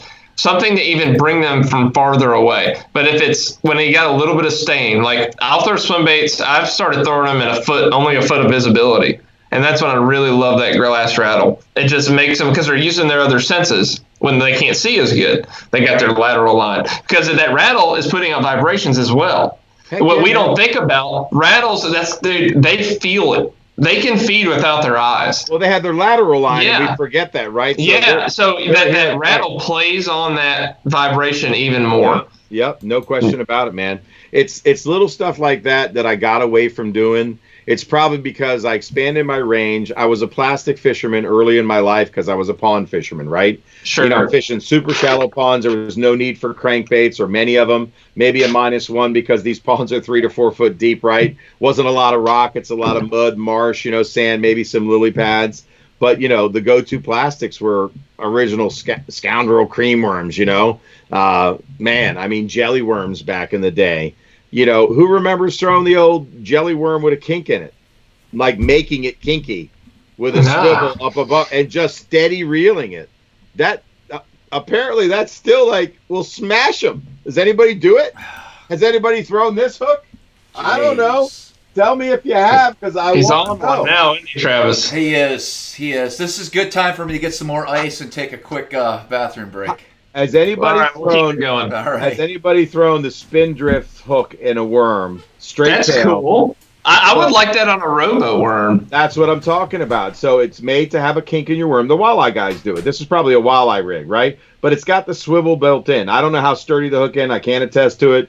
But it's just all these ideas I got in my head, man. I don't know where to put them. So I like to talk about them and see if anybody's tried it. Because I used to do it as a kid. That's what I'm trying to get at. I would rig a kink in the jelly worm, and literally it was a straight retrieve. No weight. It was weightless. The swivel would add a little bit of weight to pull that. It's kind of like the old trick worm, like the Mark Daniels. And when I was with Travis in Alabama, and this was before Mark Daniels was throwing this, by the way, I had this out, and I did really well on it. But for the first time, I nose hooked it. Yeah. With this weedless hook, and it had a lot more action, dude. Sure. There's a lot of cool things you can do with that. Yeah, man. And there's something else. I'm glad you said that. One of my favorite split shot rigs is a fluke. Oh, wow. Right. Oh, you know what that's called? It's called the Petey rig. Pete, I can't even say his last name. Tilveros? Tilveros. Yeah. Tilveros. The Florida guy. If you guys Google Petey rig, it's Peter T. It's his rig. It's the Petey rig. And he loves this for pre-spawn and locating fish, right? So what he'll do is he'll peg a Texas rig sinker up the line, 12 to 18 inches, and he absolutely throws a fluke. I think he won a derby on that, the Petey rig. So that's basically, and it's a powered up version of a split shot rig because he's throwing it on like 12-pound test on a bait caster, Ryan. Pretty cool. Okay. Is that what cool. you're talking about? Yeah. I mean, but it's power finesse. It's like power shotting, with 14-pound instead of a spinning rod. Throw it into cover. I actually will still throw it on a spinning rod. I'll throw a 15-pound braid and just put the 15-pound leader on, or 14 rather. Yeah. But he's really covering water. He's covering water with this thing. That fluke's back there doing all this crazy stuff, right? Right. And I'll just go to a bigger spinning reel, bigger spinning reel, bigger diameter spool, take up more line. Yeah. And I like how much farther you can cast it. Everything about it is I like it on a spinning reel. Right on, man. Someone asked about my swim baits and between mine and the Kitech. Basically, the Kitech is going to be a T, solid body tail, and you'll have more action at slower speeds, which is the Kitech really shines during very high pressure situations or when it's really cold, because you can reel it at those slow rated speeds.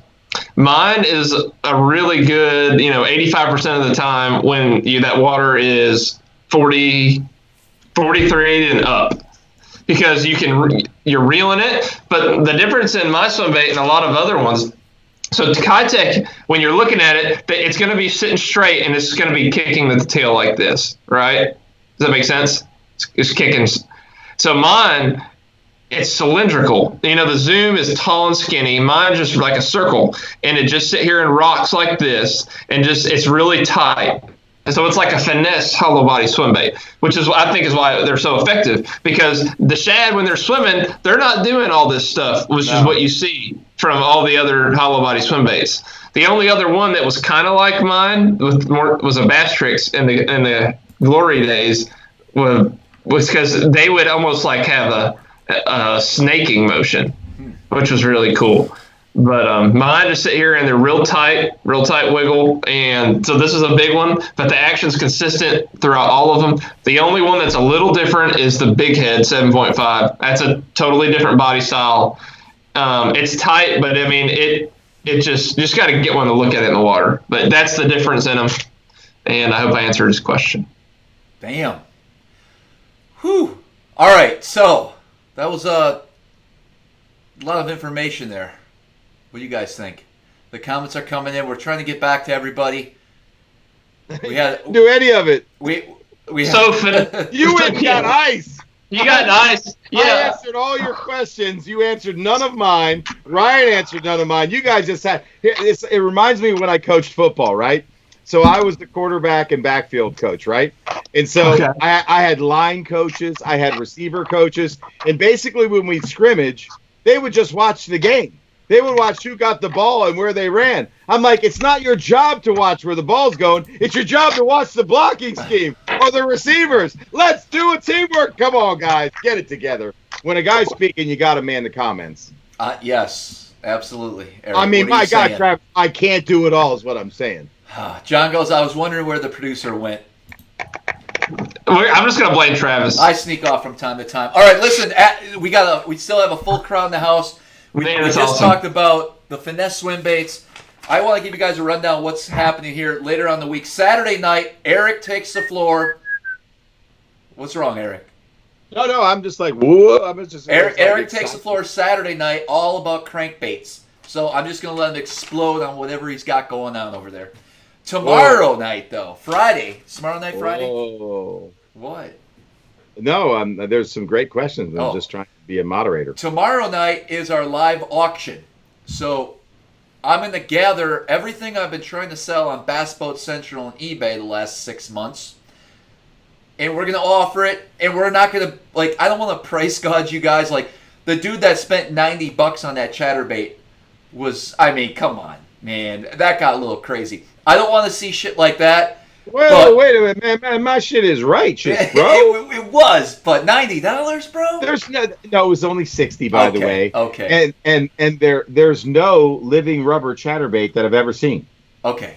Fair enough. I don't know what to tell you, bro. So what we're gonna have a bunch of plastic Senkos, brush hogs, sweet beavers, gajo baits, everything. I'm gonna spend all day tomorrow. We're gonna have probably 30, 40 items. And we're just going to have Big Time Jimmy, Ben Craig Jimmy talking, doing the auctioneer, and we're just going to have a blast. Anything goes tomorrow night. We're going to start at 8:30, but I think we're going to jump on about a half hour earlier and just hang out with you guys if there's anybody that wants to jump on, 8 o'clock-ish. Is that fair, Eric? Yeah, that's cool, man. And by the way, I did send our winner of the chatterbait, and it was, by the way, the Bengal Tiger chatterbait with crystal flash in it. Nobody's got one of those either. I gave him an extra chatterbait from my personal stash. I got mine today, too. Yeah, you did, didn't you? Yes. Dude. Can we auction off my nitro? What do you got? I got a 2017 Black Mamba 250 Pro XS, brand new motor. Yep. Power poles, hydro wave, the bee's knees. If you're interested in it, just hit me in the DMs. I'm gonna put my Instagram up there, slide in them DMs, and I'll send you pictures of it. But she's ready to go and catch fish. She's won me a lot of money, got me to the Forestwood Cup and back. It was a good time in that boat, but I'm in my Phoenix now and I love it. Right. So, but someone asked what was the colors for the pocket rockets. My go-tos are Tramp Stamp, Dirty Wizard, and then obviously Magic Cross Swirl. I see. It's basically every man for himself at this point answering their own questions. So, because Travis gave me no help. You gave me a little help.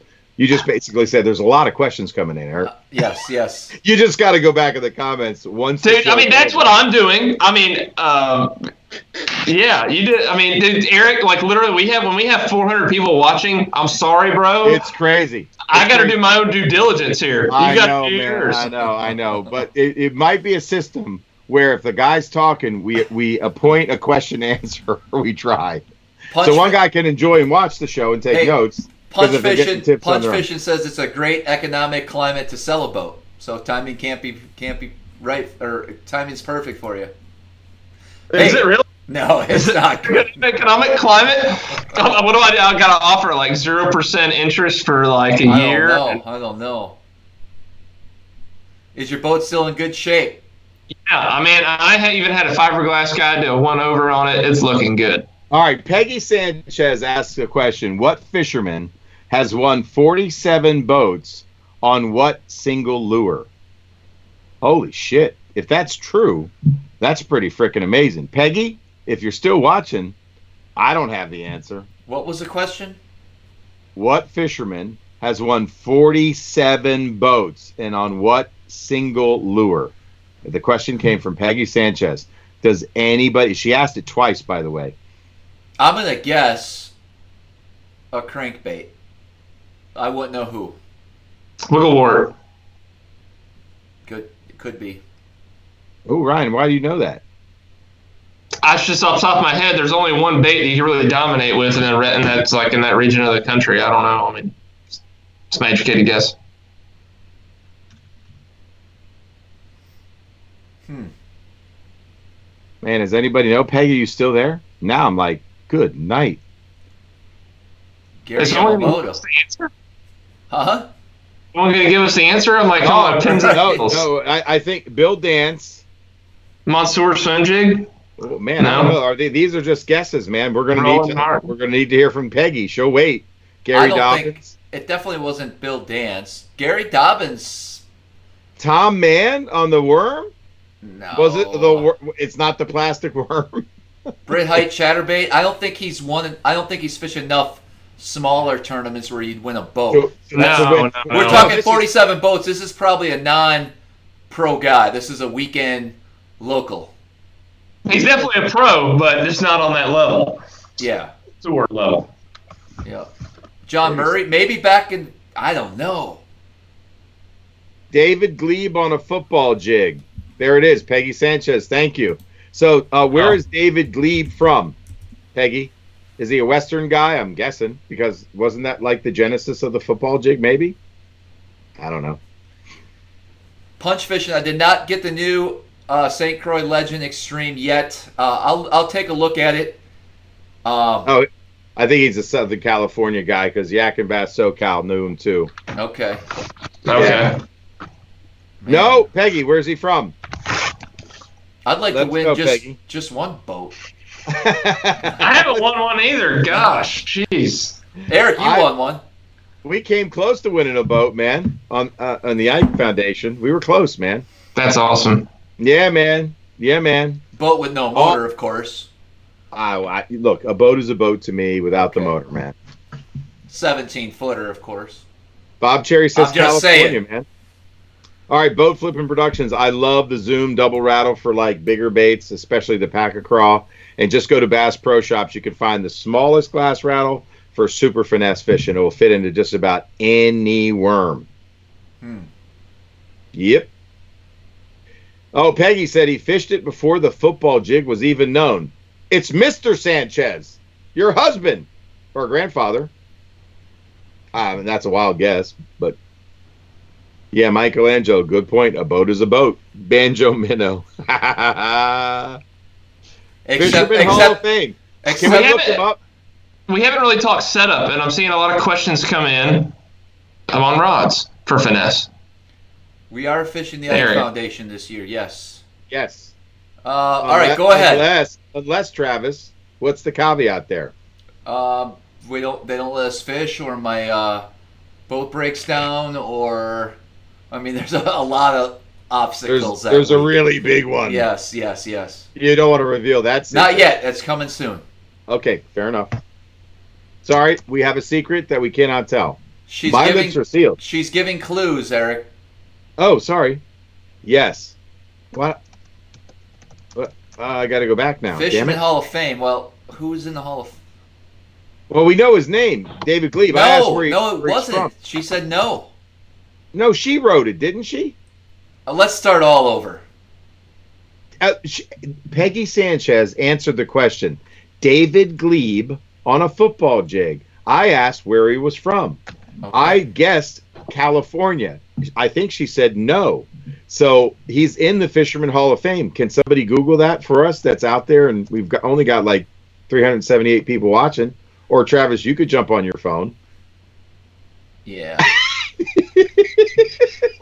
You won't do it. I don't have, so M. Jones asked him, am I going to have a boat by then? I hope so. I'm doing it. I'm getting on there. David Glebe. Glibee. Yeah, I hope Nitro ships my boat up. Hey guys, should we wear our jerseys when we do these? Totally. Look at Smallmouth Crush still hasn't rocked the Smallmouth Crush apparel. You're the only one with a jersey. I got a trash can shirt on. Wait, you mean the Smallmouth Crush jersey? No. Hey, I'll wear a Smallmouth Crush jersey if you make me one. I don't have a jersey. Well, we need to make one and sell them. No. Everyone would wear them. No, they wouldn't. I'm making it and selling it in your name. Okay. Oh, it's gonna be great. Racy's got a really good question. What combos are you guys throwing for your finesse presentation?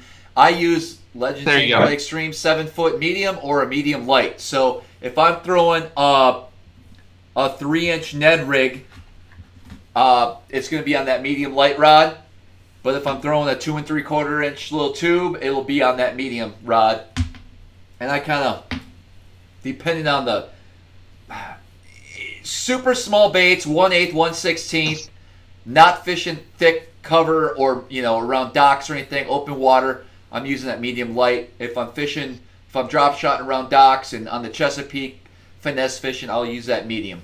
That's braid, 8-pound 8-pound braid to 8, 10, or 12-pound fluorocarbon leader is pretty much my setup.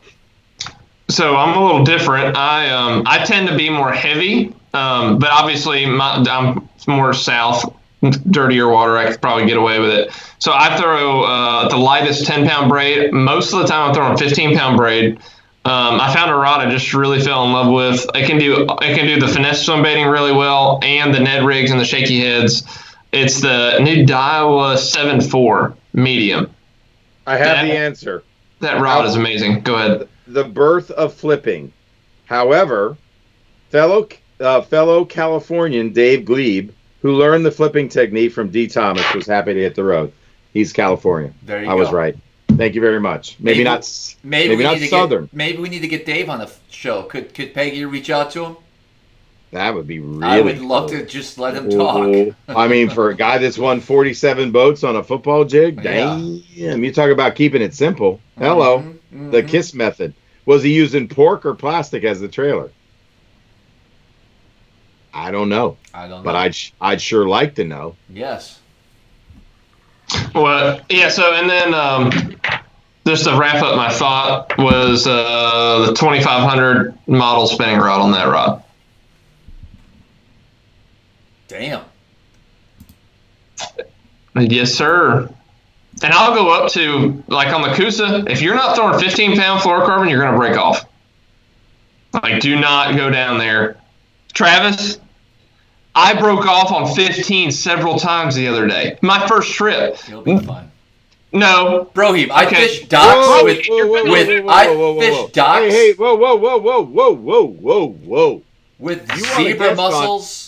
Peggy Sanchez made the football jigs that Glebe threw to win 47 boats. Peggy, she should come on our show. And yes, apparently was pork. Wow. Okay. Well, I'm going to tell you right now, the guy that's won more tournaments on the Coosa River than any one human, all he throws is 20. All right. I give up. Yeah, you should give up on that one. They know what they're doing, and you should trust them. I trust them. His name's Bo Hunter, actually. So. Oh, Peggy Sanchez was winning with him when he won the U.S. Open. Pretty cool. That is cool. Is David Glebe still alive? I don't know. I mean, he might have been D. Thomas's age. Or he was younger, because maybe he learned from D. Thomas. Oh, yeah, that's a good... Mm-hmm. Glebe. Sorry, thank you, Jim. I think it's Glebe. Dan Hancock says Peggy wraps a mean flipping stick. Dang, Peggy. She makes rods. What's up? Well, what's your story, man? Send us your link, your website. That's very cool, man. She makes rods, makes jigs. Helped a guy win 47 boats. Was on the boat when he won the U.S. Open out there. What's that lake out there that they have the Open on? Lake Mead. Thank you very much. Huh. Well, listen, great show. I think we're going to continue a little bit. We're not wrapping it up yet, but just before you guys start jumping off here, because right around this time of the night, people get antsy and want to go to bed. Sure. Yeah, I'm not far. I'm woke from, dude. I was tired all day from last night. Like, y'all wore me out. I know. Well, we have a couple more nights of this insanity. I mean, what else are we gonna do? Well, yeah, what else? We got to make the best of a situation. But I think there's a lot of educating that's going on for everyone watching the show, and I think it's great. Yes, definitely. So don't forget about the auction tomorrow. I just finished editing, and I'll probably drop the YouTube video. I should drop it right after this. The Wilson Lake, Eric and I catching a couple smallmouth and some drum. Quick 12-minute video. I think we'll do that right after this live show. What do you guys think? That's cool. Yeah, we'll drop it right now. There you go. And I'll get into my favorite Loomis rods another night. What's up, girl? Well, I think we could have a whole show just on rods. Yeah. We could do that, man. We could do, wow. I mean, holy crap. Just bring all your rods, have them behind you, pull up, talk about them, and talk about the different techniques. I think there's probably more to talk about with rod, combination of line size, action, because people think it's just a fast, or medium. People think, oh, that's a medium heavy. No, you got fast, moderate, fast, and then you have the blend of the pair. I'd like to lay down a challenge for the budget-minded angler, right? So it's really nice when you got sponsorships or you got bank and you can buy what you want, right? Sure. But if you could only have 5 rods on the boat, or maybe 6, make it a challenge to say best in class, multi-purpose. If I could only, that's good. Travis is out there with 7 drop shot rods. Come on, guys, let's get real, all right? I know he needs them because of the way he fishes, and it's very specific for a technique, so I'm not down on it. But if we were forced to only have 6 on the deck in a season, I mean, man, line, rod. So you gotta nail it down like the old way they used to do the classic. 1 tackle box that weighed 15 pounds or whatever that was. That would be badass. Like, what are you going to put in the box? I mean, we just talked about a slew of freaking tackle. And while I love tackle, I get it. It can be confusing and you can get all kooky. You're talking about hydrodynamics and Travis is like, oh, dude. Shit. But if we each made a box? What if we each made to go get a Flambeau and make a box and then we can raffle them off? Here's what I'm talking about. I mean, well, Travis has a box company, but I'd love to do a box like the Pros Secrets. What do you mean to have a box company? We don't talk about that because that's later. Shh. Okay. I'm confused. Oh no, you'll be enlightened once we have the conversation offline. Okay. I like it. It's all part of the YOLO Bass Tour, bros. Well, it's basically, I'm not going to say it because you know what? I'm not saying it. But I have the name. I've got the concept. It's all part of the YOLO Bass Tour, and there'll be an add-on addition to that. And it's going to be banging, man. I have to put up this comment from Sean. I'm sorry. Sean, la la la la. Oh, that one, Peggy Sanchez. I'm not married yet. How you doing? I'm under 30 and under 230 pounds. And we all love a woman that can wrap a flipping stick. Yeah, but judging by how I picture Sean, you're probably, 5'2", 5'3"? I'm just kidding, Sean. Come on. That was funny. That was me being funny. Wasn't stereotyping.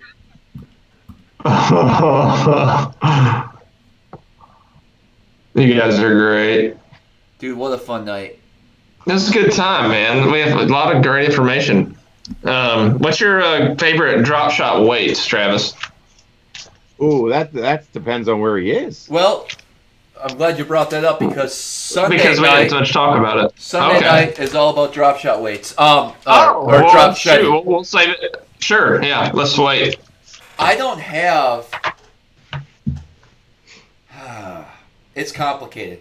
So I do like tungsten. I like lead. I use lead more than anything because I lose a lot of weights. I agree. Yes. We could talk 2 hours about weight. So if you want to watch that, come Sunday. Hang out. There you go. All right, so since Saturday night's the crankbait special, that old Leonard Skinner song, man, Saturday night crankbait special. Look, I mean, it's just, there's a lot. There's just no way I can do it in one night. So I'd like to hear from the people watching tonight. What do you want me to cover? Do you want me to just dive into the balsa customs? Do you want me to pick how you get so... what's the word I'm looking for? So when you talk about your crankbaits, we go on so many different... I don't think you can put together a. I just want you to go like free range. You know what I mean? A free range chicken, basically. Yeah, just dig into it, man. No, man, we could just do like shallow. Look, I'm not a deep crankbait guy, so I'm not covering. Just fair warning, I'm not covering anything over like 10 feet deep. I just don't do it. I'm a river rat dude, and I fish with a dirt dauber down south, man. Well, so, why don't you cover like the seasonal crankbaits, like for right now? I'm gonna cover river rat stuff. I'm a river rat, dude. I'm a title. There you go. So there you go. You're a river rat. Not saying that the other baits won't work on other fisheries, and I've collected baits that people throw on impoundments, and I've got a ton of OG wiggle warts. Sean's killing me with these comments. So Sean's 5'10", but I'm not even gonna put the next comment that about he wants to go swimming. Sean, have you been drinking tonight? He's out of control tonight. Yeah, I didn't even see this name. All right, you guys, I will look at the comments. So yeah, I'm definitely going to cover flat sides. Look, I love a custom balsa, so I'm going to cover a lot of that. I'll cover some JDM stuff that I think is pretty special. I'll get into my bladed cranks a little bit because, and I want to share not just the five crankbaits to own on the Chesapeake Bay. -1 DT6. Pick a square bill that's your favorite, right?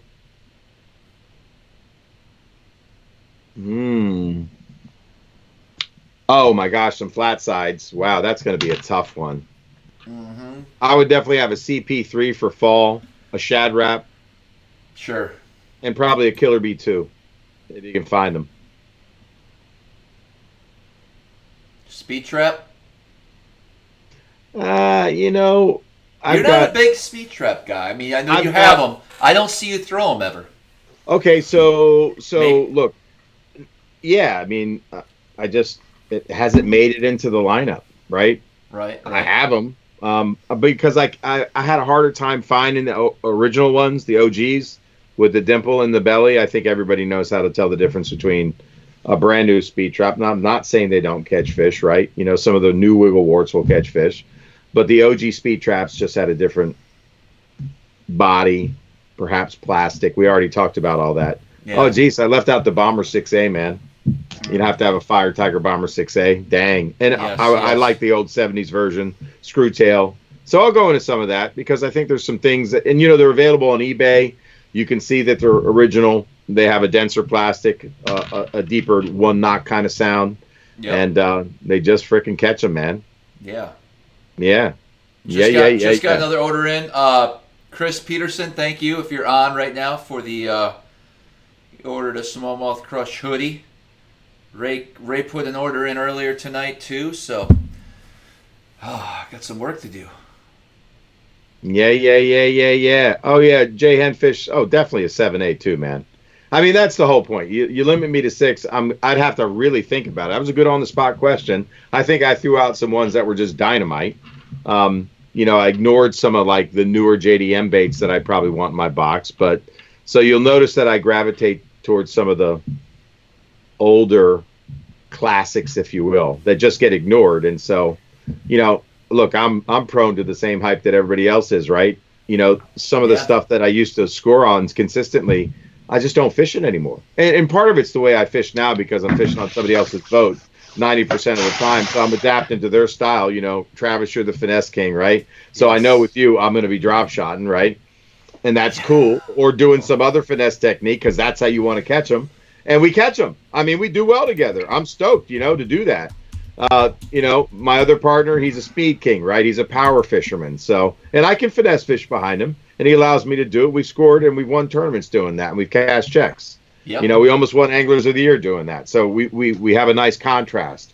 And my other partner, he's kind of a mix. He's emerging too. He's picked up some crankbaiting from me. So it's really kind of cool, the yin and yang of team fishing.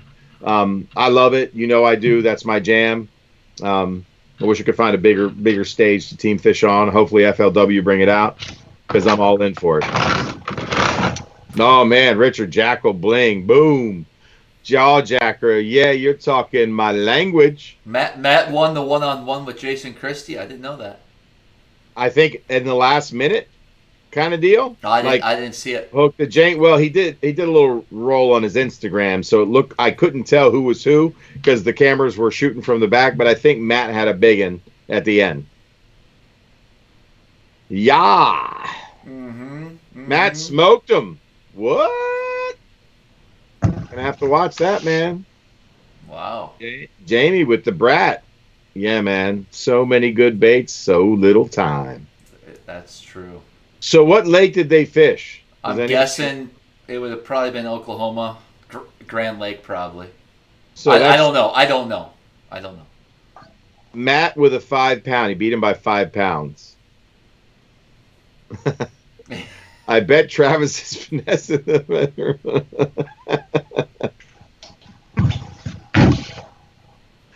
Sean's going off the tracks. I'm going to have to go back and read this stuff. Travis, apparently it's pretty good, right? We still got a hell of a crowd on here right now. Hey, so Travis, I know it. And you guys are just basically reading your comments on Instagram. This is when Ryan's checked out. You've checked out. I know. We've all checked out. Basically, We've all checked out. It's like we're 2 hours in. What are you talking about, man? I've been on. You have. Yeah, man. Yeah. We just let you go. I mean, what can you do, man? You just got to ride that wave. All right. I know. Travis, you done. I don't even know what to say. I got nothing. These comments. Somebody wanted to know why you're wearing a members-only jacket tonight. I don't know what that means.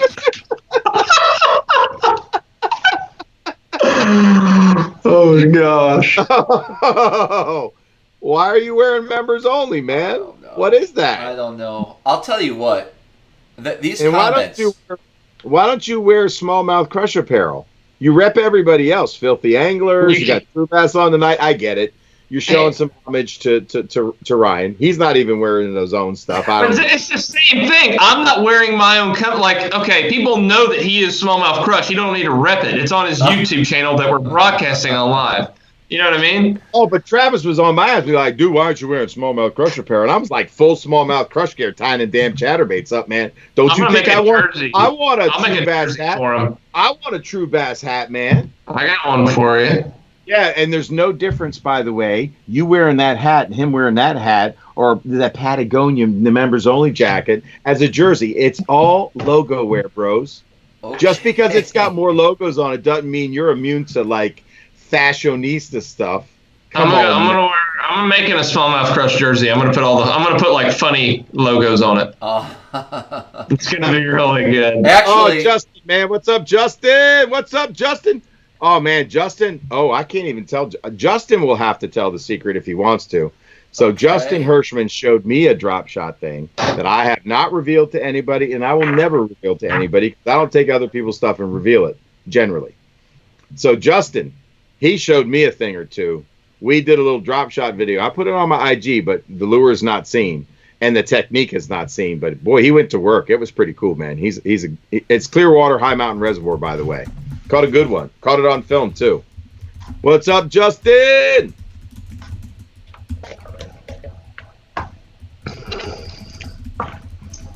Are you wearing Jordache jeans? I don't even know what that is. Oh, God. Oh, my God. I thought Sean had a fiance. I don't understand Sean's comments tonight. Well, Sean's just having fun, man.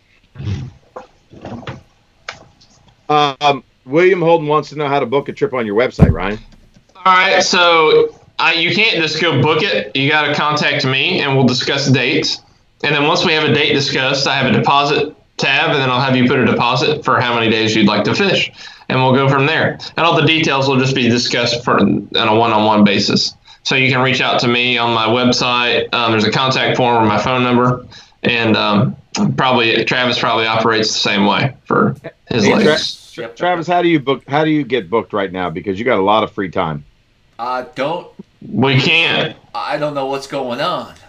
So I had an idea for Travis, and he's not into it, but I'm just going to throw it out there for the crowd because we got a lot of people watching. So let me ask you, Ryan, since Travis poo-pooed the idea. Would you since you can go fish for food right now, right, in Alabama, you can't bring people out, true or not? You can have one other person in your boat legal. That's what they recommend. If they wanted, they could do something about it if you had more. Hold but on, there's hold like, on. dude, there's. Wait. This is my question. I have the floor. Fine, but then I have something I want to add to it. Fair Go enough. ahead. Let's pretend you were in Pennsylvania and you were Travis Manson, and you were shut down, but you could go fishing for food, right? Which means you're going to be throwing. You could go out there fishing. Would you allow somebody to dialogue with you all day on Skype if they wanted to watch you fish, rig up, rod selection? You could even do bed fishing. You could do whatever they wanted to learn for an on the water kind of class, but they would be remote. I mean, it would take some work, and we would have to charge the phone, but I think it could work. If they're willing to pay, I mean, I'd do it probably. Yeah. Okay, Travis, what do you have to say? I'm going to say this. It's our what? No, I'm not there. Don't. No. I'll say this. If I want to open my guide trip up, I will. I'll go guiding. And if they write me a ticket for having my business open in Pennsylvania, what's going to happen is these governors in certain states that are shutting everything down, they're wording it where they're trying to make you think that it's illegal to open a business. It's not. Your Constitution, the federal government allows you to have a business. So if you get a ticket from a police officer or a citation for having to open business, when you go back and the lawyers in the next year or two, when they get these big lawsuits, you can sue your freaking state for shutting your business down. You know, you can't pay your mortgages. You guys ain't making your payments. We're running out of money here if this country stays the way it is, okay? And there's going to be some fucking pissed off people. And it's illegal what they're doing to us, the state. We have every right to sue the fucking state, is all I'm saying. Okay, so sounds like that's where you're going. And I'm done. I'm done. I'm good. I'm back on the track. No. It sounds like you should try to take a willing person fishing, and you should film the whole thing, and you get like 5 million views. Okay. Why wouldn't you? I don't know. I mean, if you feel that passionate about it, stand up, be an activist. And if I owned a restaurant or something, I would definitely open my doors right now in these states. But do you think people would come? I wouldn't. Sure they would. The people that are awoke would definitely show up. Anyways, back to baits. So yeah, the tube, the chigger craw. You slipped it in, you sneaky. It wasn't that bad, rascal. Eric. Though I didn't. I like it. I knew you wouldn't be that mad, so I did it. I'm not mad. Oh, tournament consulting company, Ryan. There you go. Somebody suggested you open a tournament consulting company. What do you want coaching? Yeah, sure. You do those kind of trips, right? I do. On the water, right? I do a ton of those. Yeah. Yeah. I hired Pete Gluzik to do that with me, and I really, really, really enjoyed it, man. That was a lot of fun. You have Angry Travis, boom. You have a trip with Ike and Nelly coming up. I do. When? So wow, things really changed. So it's going to be sometime in the fall. But now that his tournaments have been rescheduled for the fall, it might be in 2021. So yeah, he wants me to bring a bunch of crankbaits. We kind of talked at the Classic. He's a crankbait nut like I am. He's a bait nut too. I feel like, but in particular, he was grooving on some of the handmade balsas that I've got. So yeah, we're just probably going to talk crankbaits. Who cares about the fishing? I just want to talk crankbaits with him. Yeah. Bring the true bass and give him some true bass. I don't know. He may already know about it. I'll be interested. I think he probably does. I gave him some at the university, Bass University. Oh yeah. Who's that? Some. I'm sure Pete showed him in the Riz. Yeah. Oh, cool. I just like guys throwing it because they work. You know. I mean, I just want everyone to catch fish. Man, isn't that what it's about? I mean, that's what I'm about. I like sharing. I like learning and sharing. But, I get it. I'm not a tournament guy. I like big tournament individuals. I'm not trying to win $100,000. I'm trying to go out when there's some local scratch with a team guy, right? Now, if I was on the FLW You love your Wednesday nighters, Eric. Oh, is that kind of like a little slight? No, I love them too, but you're always jacked up about the Wednesday nighters, dude. Look, I'm jacked up when I get on the boat with you. I'd be jacked up when I get on. I love fishing, bro. I love bank fishing as much as I love boat fishing. I'll do any kind of fishing. It's in my blood. That's all I think about. It consumes my brain. I mean, I love business too. I love the business of fishing, and I love business. So, yeah. And I guess I love life. I don't know what to say, man. Yes. I love lamp. Lamp. Hey, can we start opening some businesses though soon? I don't know, dude. Let's not. We've had such a pleasant evening, man. You got your point out, and I respect it. I do. I feel your pain, man, and I feel the pain of other people, man. It's not good. And everybody's been watching the news or their alternative sources. It's on everybody's mind, man. I don't think we're here to like bring the mood down and jam everybody up, and let's just keep it positive, man. I was laughing and having fun, and now my voice has changed. Oh, gee. My posture. Hey, I want you to know this, Eric. That, your mood is your conscious decision of your own choice. So you can let Travis's outrage affect you. Oh. So you can choose happiness right now. Look how quick it got back to a smile. You made me laugh. I love man. it. I love it. When we giving out secrets like this, you gotta smile. You do, man. That was huge. Hey, and if someone has a recommendation on my mic, I don't know. I've done a lot of interviews. I've never had an issue till this evening of people saying it was too loud. No, you sound decent. There's a slight echo. It was more of the shuffling and the food. There's a gain on there. There should be a gain. Well, we'll talk about it after this. It was more the nachos and the peas and stuff, and the dog licking the peanut butter off your oh God! Your shoes, your feet. I don't know. What? No. Just no. Don't do that. Travis, when is the internet shutting down? We're not going there. That's what someone asked. That's just a question. No. To be fair, you got to tell them when you made the prediction, and you gave it 10 days. No, we're not talking about that. Put a thong on it. We're probably 6 days into the period of when he said it would, so he's got a few more days to go before he's wrong. I will say it's very interesting. Let's just talk a little bit about it. It's the world we're living in. Bernie Sanders resigning. That's huge. Yeah. Right? A wise man once told me, if you want a wonderful dinner, don't talk about politics or religion. Yes. Let's talk about... And I try to subscribe to that philosophy. Now, if it was one-on-one and we didn't have 378 people with different opinions in that vein watching, because they're here for fishing. I don't give a shit. If someone's a fisherman and likes Bernie Sanders... Oh, no, we can't go there. We're trying to keep everybody happy. Right, Ryan, you're trying, and you will not do it. You will not control my mood. You will not control this conversation. And it's just like a little nuke. No, we can't talk about that. You wanted me to do this. I got that. I want to talk about this. Before I forget, that gajo, if we had black marabou with a black gajo, I would love to see that. Okay, so I got a black gajo upstairs. Tomorrow night, I will have a black gajo. I'm sure you will. Wait, time out. Did you? You gave me my gajo box. Did you put black in there for me? I don't. Or did you hold back? You probably held back. You should probably make 25 of them and auction them off. There you go. Dude, I should make a custom true bass color and only sell them to people on SmallmouthCrush.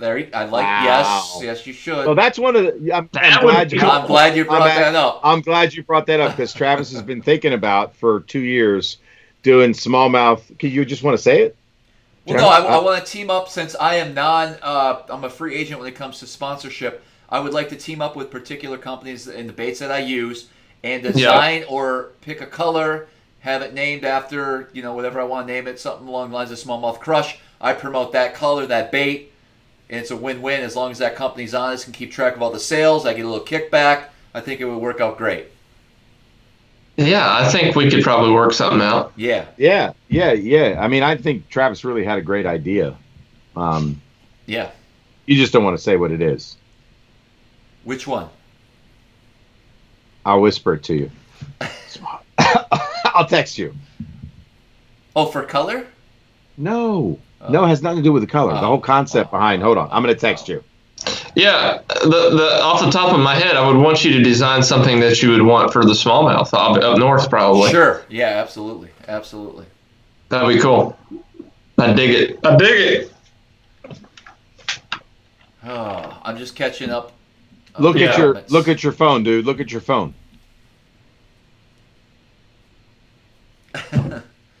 Yeah, SmallmouthCrush approved. That's no secret. That's what we were just talking about. Well, yeah. I wanted you to say that with the sticker and like. Yeah, so you'd have a little logo on the package. SmallmouthCrush approved. Boom. Yeah, man. Yep. And then we're gonna do an SMC Epic Eric, official version. Can't say SMC. I'll get sued. Oh, that's right, Scott Martin challenge. Yeah. Yeah, that's interesting. Yeah. But what's funny, I will let you know that your fans refer to your channel as SMC. I know they do. I wish I could use it too. Favorite color? Ooh. Oh, Great Lakes edition.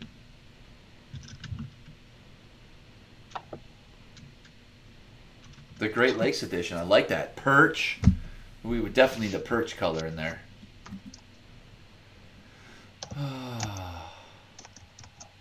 What else we got? I'm just responding.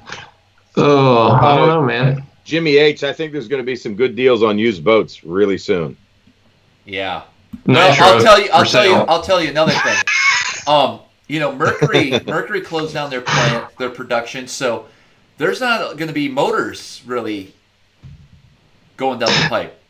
As far as I know, pretty much boat sales have totally stopped. I went to Freedom Marine today in Guntersville. They haven't sold any boats. So if the demand stopped, there probably won't. When it starts, it's just like it was paused. I don't think you'll see a gap in supply because the demand wasn't there. Mm-hmm. Because I think the orders that were started probably got filled before this shutdown.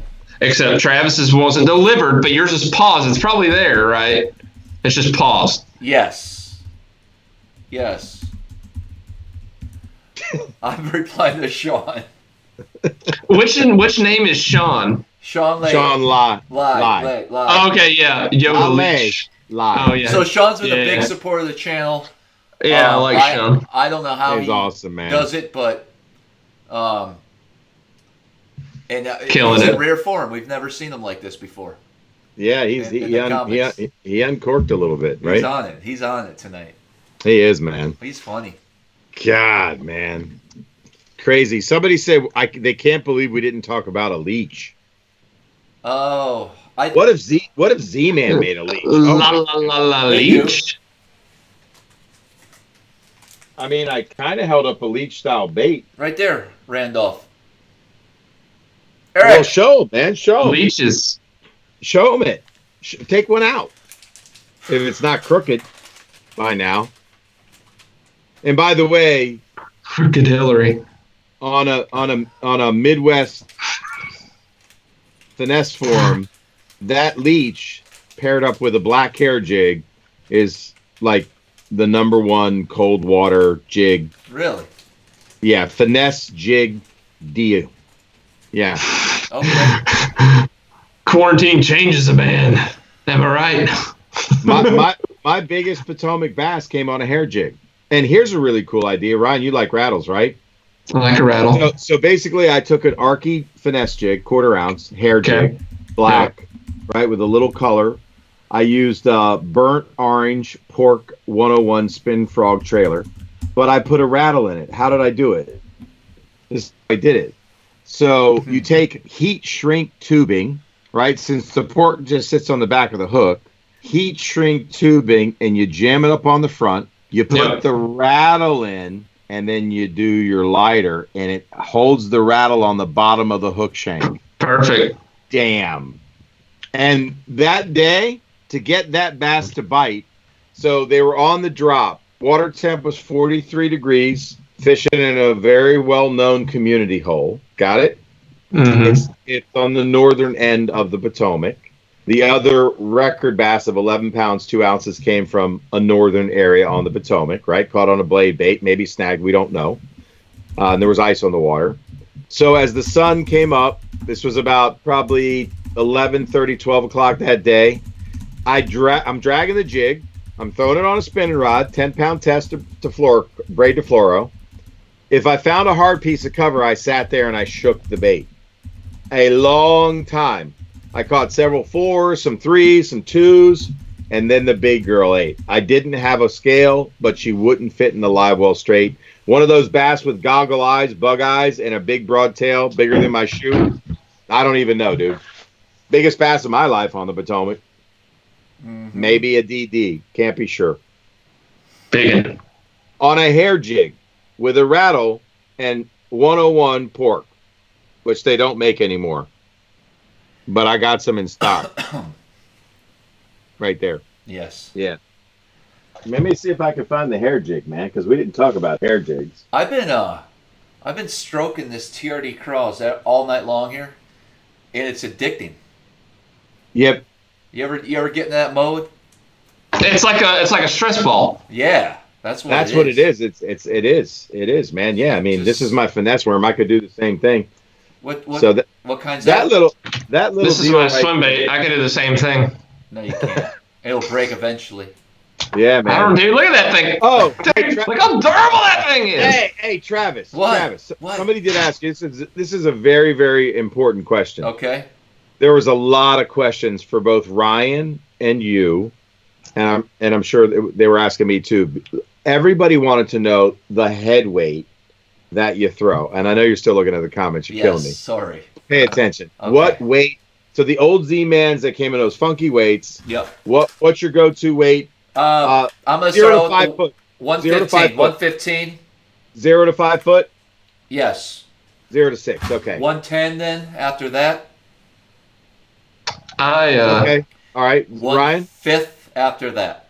Okay. 115, 110, 1/5. So your 115 is 0 to 6, and then after that 6 to what? 10, and then anything deeper than what? 10 feet, you're going to the 1/5. Yes. Okay. Got it. What about you, Ryan? I'm going to stick with the traditional weight sizes for reference, just because that's what I get from GTO. My go-to is a 3/16. I'll go up to a quarter, and then I'll drop down to like a 3/32 for small, fair enough. Like really light stuff. Like 0 to 6, 3/32. I'll even throw it in 8 foot, really, and just be patient, because when they're on bed, man, I can't. It's something about it floating by their face. Right. A lot of times they can't stand. Yeah. Fair enough, man. All right. Travis, you definitely took it down the sewer right there, bro. Did I? Yeah, I think you did. Man, everyone's on point. It's great. I feel uncomfortable now. Everyone get your Elastec out and stroke. I love it. Just when you get to the boot tail on the swim bait, it's fantastic. Cray. Sean. Put peanut butter on my swim bait. Nice.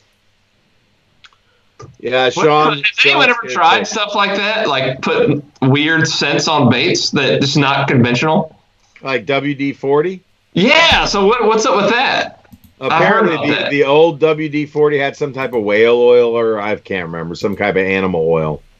The one that I used way back in the day, this is crazy, man. I sold my Bass Pro Shops tracker to a guy, and we went out to Virginia to fish in a river fishery, right?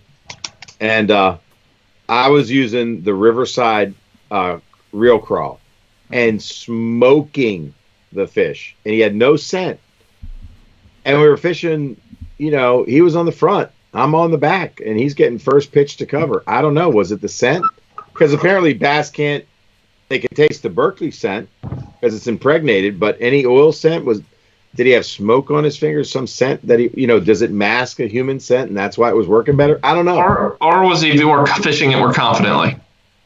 No, I was killing him. I was fishing him more confidently because I had the scent on. He didn't use any. He didn't want any. He kept refusing it. I'm like, dude, try some.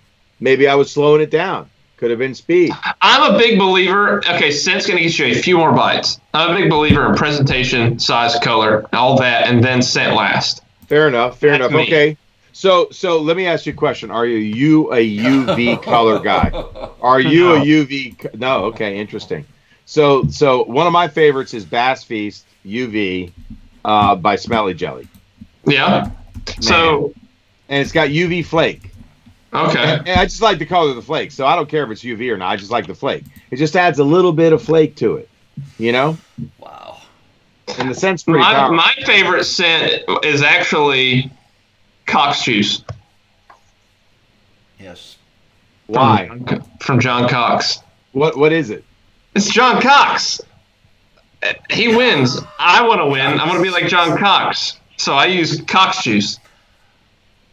Well, Okay. It's what it's called. He owns It's true. he owns a company called Cox Juice. He has a product called Cox Juice. Is that why he had all those women in the past, or that would hang out with him?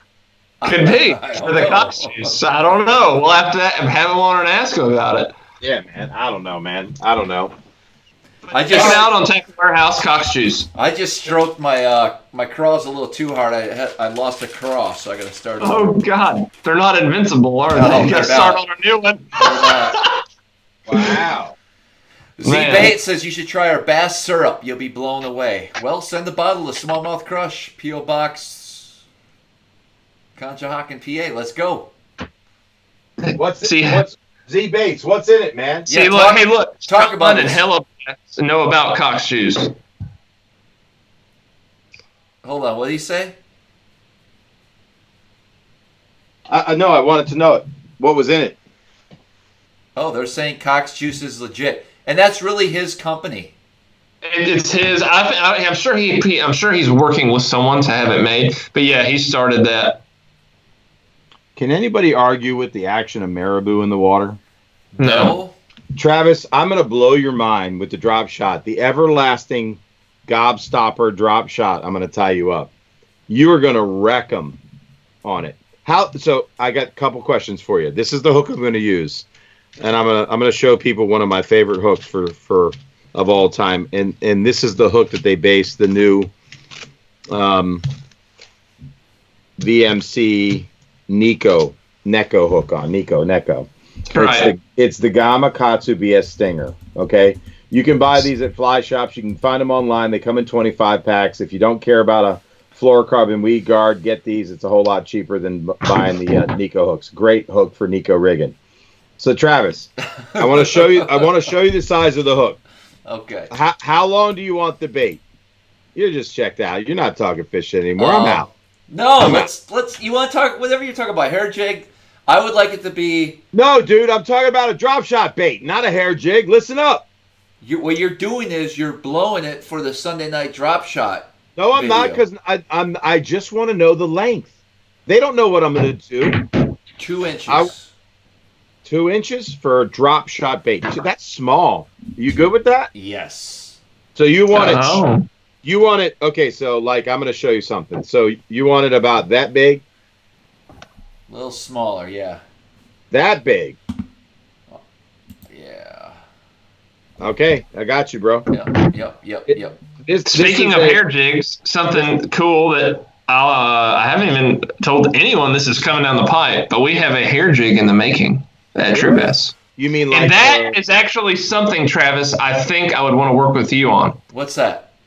The hair jig. I think that there's more opportunity there than maybe. I wanted to do the custom color too, which I think would be great. No. But I think no. You're not. You're in the swim bait market, not the hair jig market. No, I'm in the niche market. Travis, it's not the hair Custom. jig you're thinking.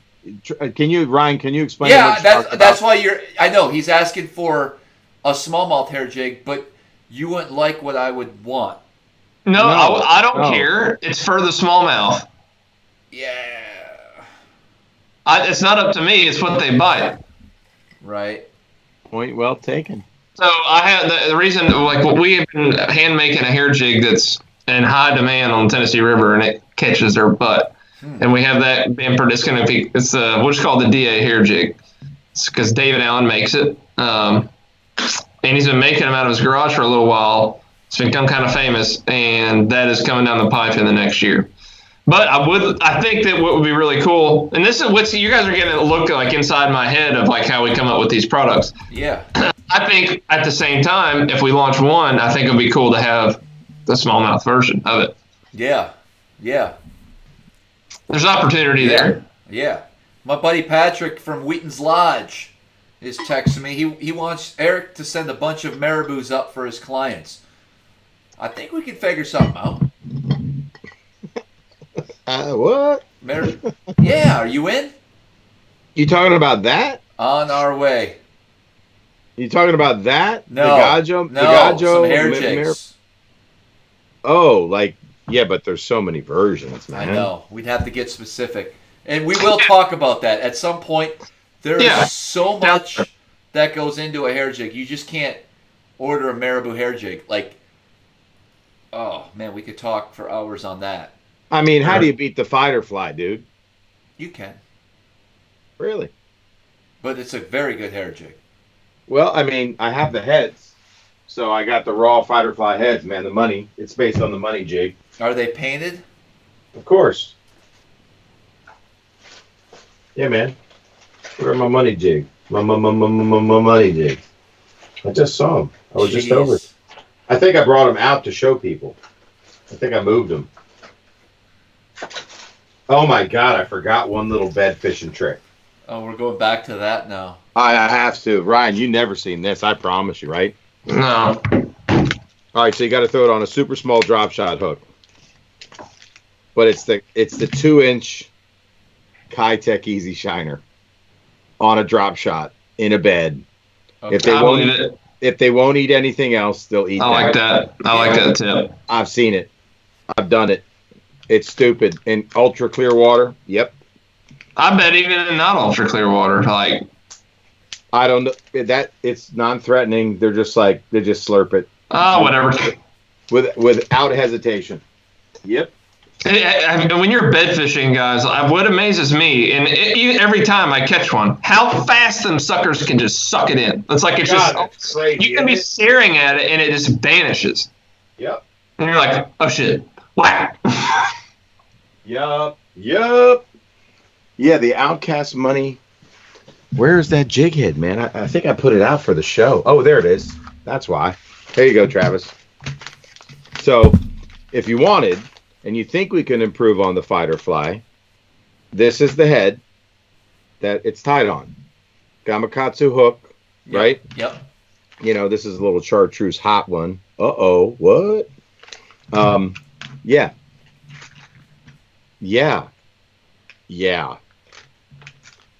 Notice how they responded to that chartreuse head on the Ned? I did. What? Maybe.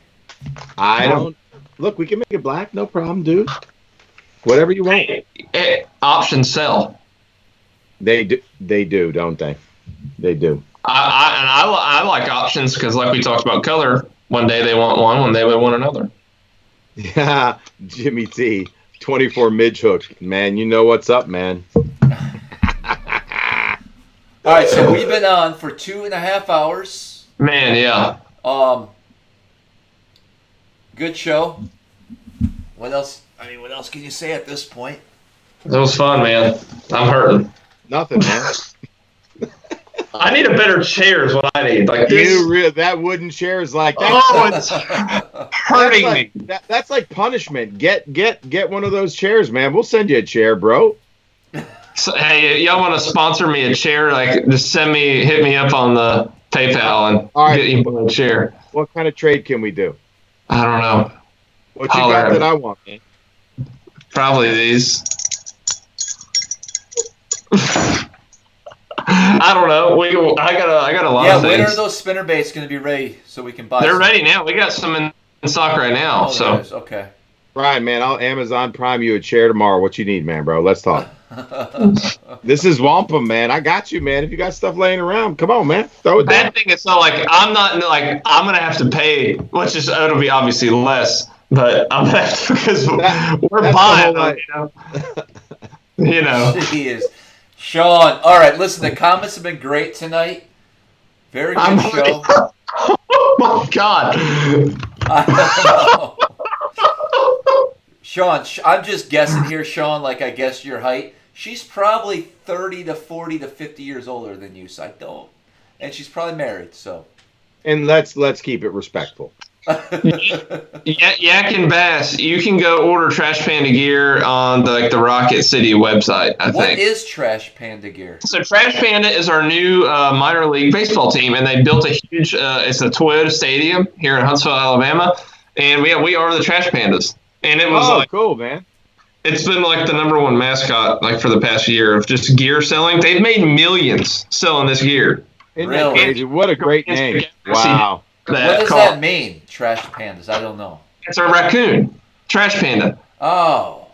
If you ever watch Guardians of the Galaxy, they call him a trash panda. And he's what a great movie, man. Let's go. Top 10 movies, man. Okay, I'm gonna go The Avengers. That's gonna be, and then we got Anchorman. We got Never seen it. Step Brothers. Never seen Step Brothers? I've saw Step Brothers. I'm gonna say Star Wars. Never seen it. Oh, yeah. Man, Aladdin's got to be up there. I mean, God, good movie. Saving Private Ryan. I haven't seen a single movie you rattle off except Step Brothers. Talladega Nights has got to be on there for me. Damn, Travis, you got to break. And the Super Troopers. I can't wait to hear Travis's. I don't watch a lot of TV. Like fucking Notebook. Or just like Saw 1, 2, 3, 4. I never saw Saw. Okay, go. Your turn. I have like maybe 3. All right, go 3. Top 3. We'll make it easier. Office Space. That's a good one. Training Day. And Euro Trip. Oh, Euro Trip's a good one. Good one, man. Good one. Siege Worldwide. Damn right. Samurai. Good, man. Look at this. Is good stuff, man. Oh, my God. Oh, yeah. Jaws. There's so many good movies. Like, God, it's hard to pick. Really, man. There's those 3 I said. Man. That's about it. All right. So I got. So I'm gonna go Snatch. Never saw. Okay. I saw. That's a good one. I mean, that's a Guy Ritchie film, man. You gotta love Guy Ritchie, right? Good. I don't even know who Guy Ritchie is. You're clearly not a movie man. So just listen. All right. Well, I want to tell you if I heard him or if I watched him. Okay, fair enough. So man. no. All right. Stand by Me. Nope. No. Not ringing a bell. Okay. That's just about growing up and friendships. Okay. And that's close to my heart because I grew up in the same neighborhood. I still live in the neighborhood that I grew up in, man. So I'm close to my buddies, that I grew up with. It's a great film. Richard Dreyfuss at the end. I don't know. I'm not gonna ruin it for people if anybody hadn't seen it. So Stand by Me, for sure. Pulp Fiction. Yeah. I've never seen And it. let me. Movie.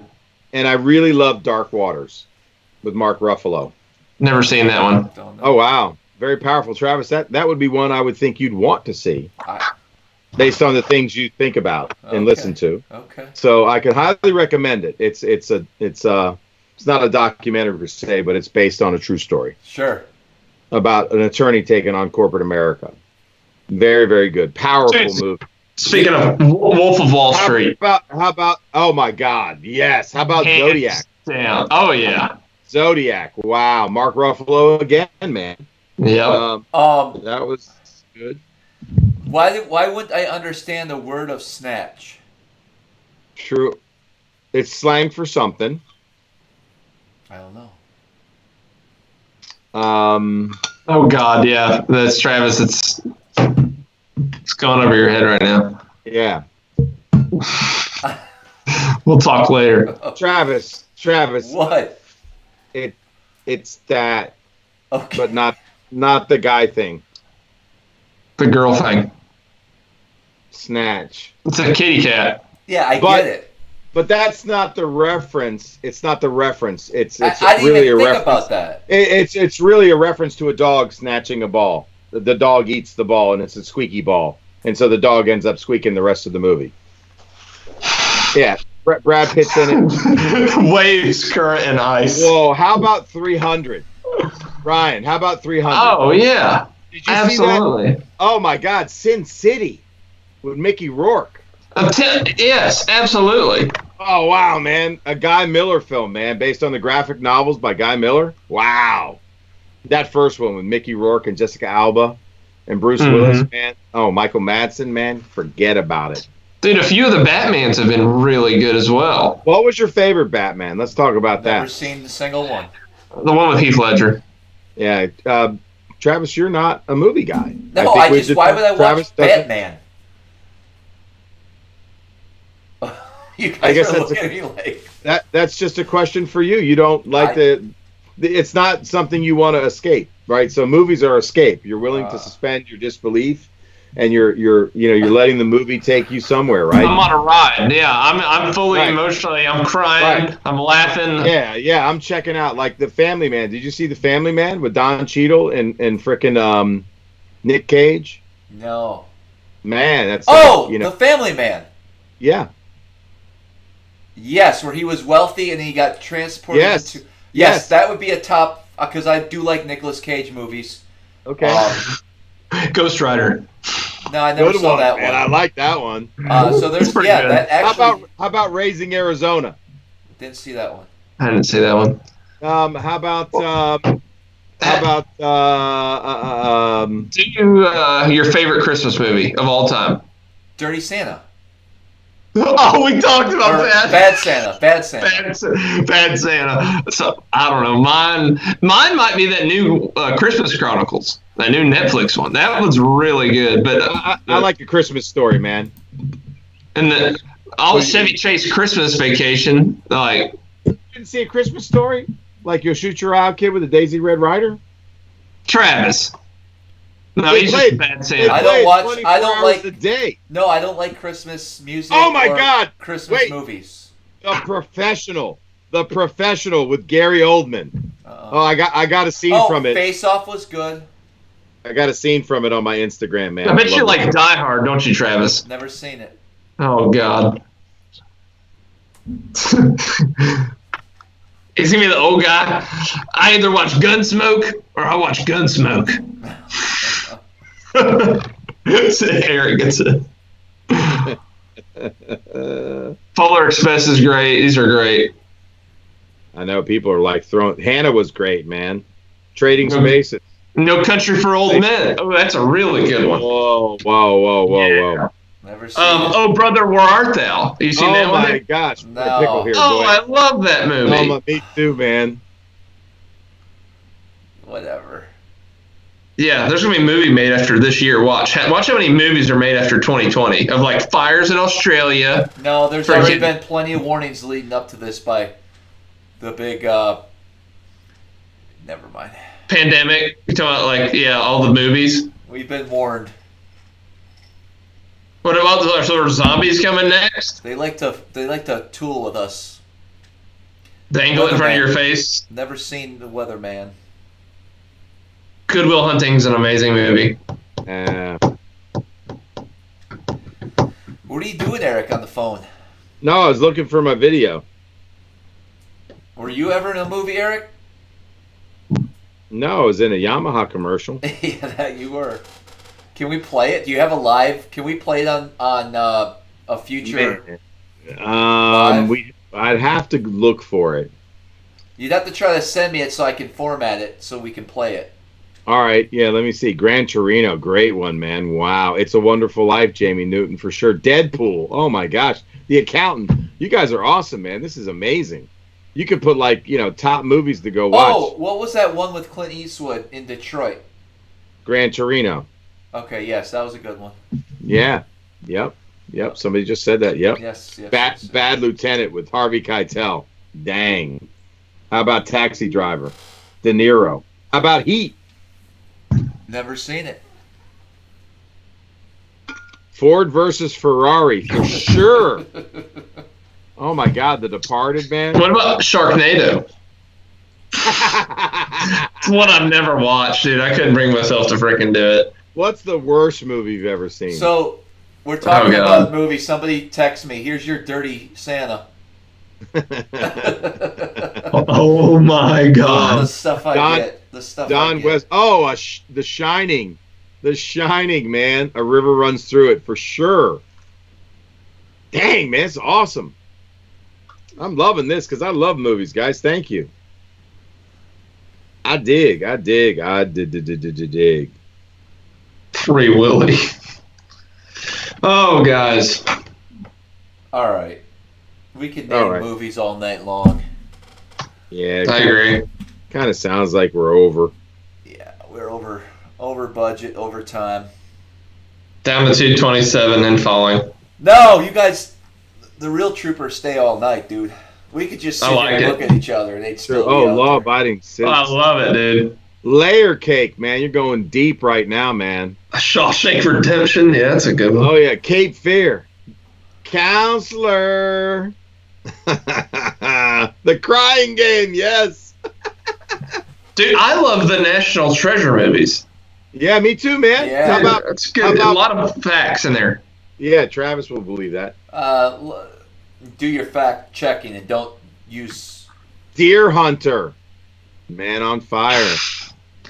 Your fact checking.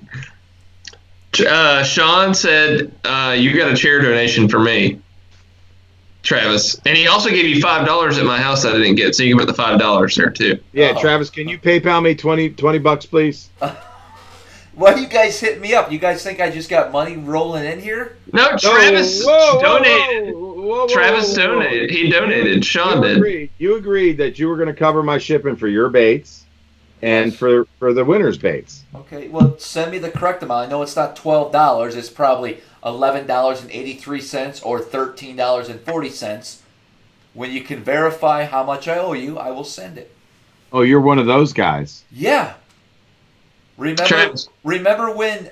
How about I'll give you a discount and you just send me $10, you fucking cheapskate. I want to know exactly what you paid, and I'm going to give it to you to the cent. Hey, you know what, Travis? You can keep your money. Oh, geez, you're going to play that.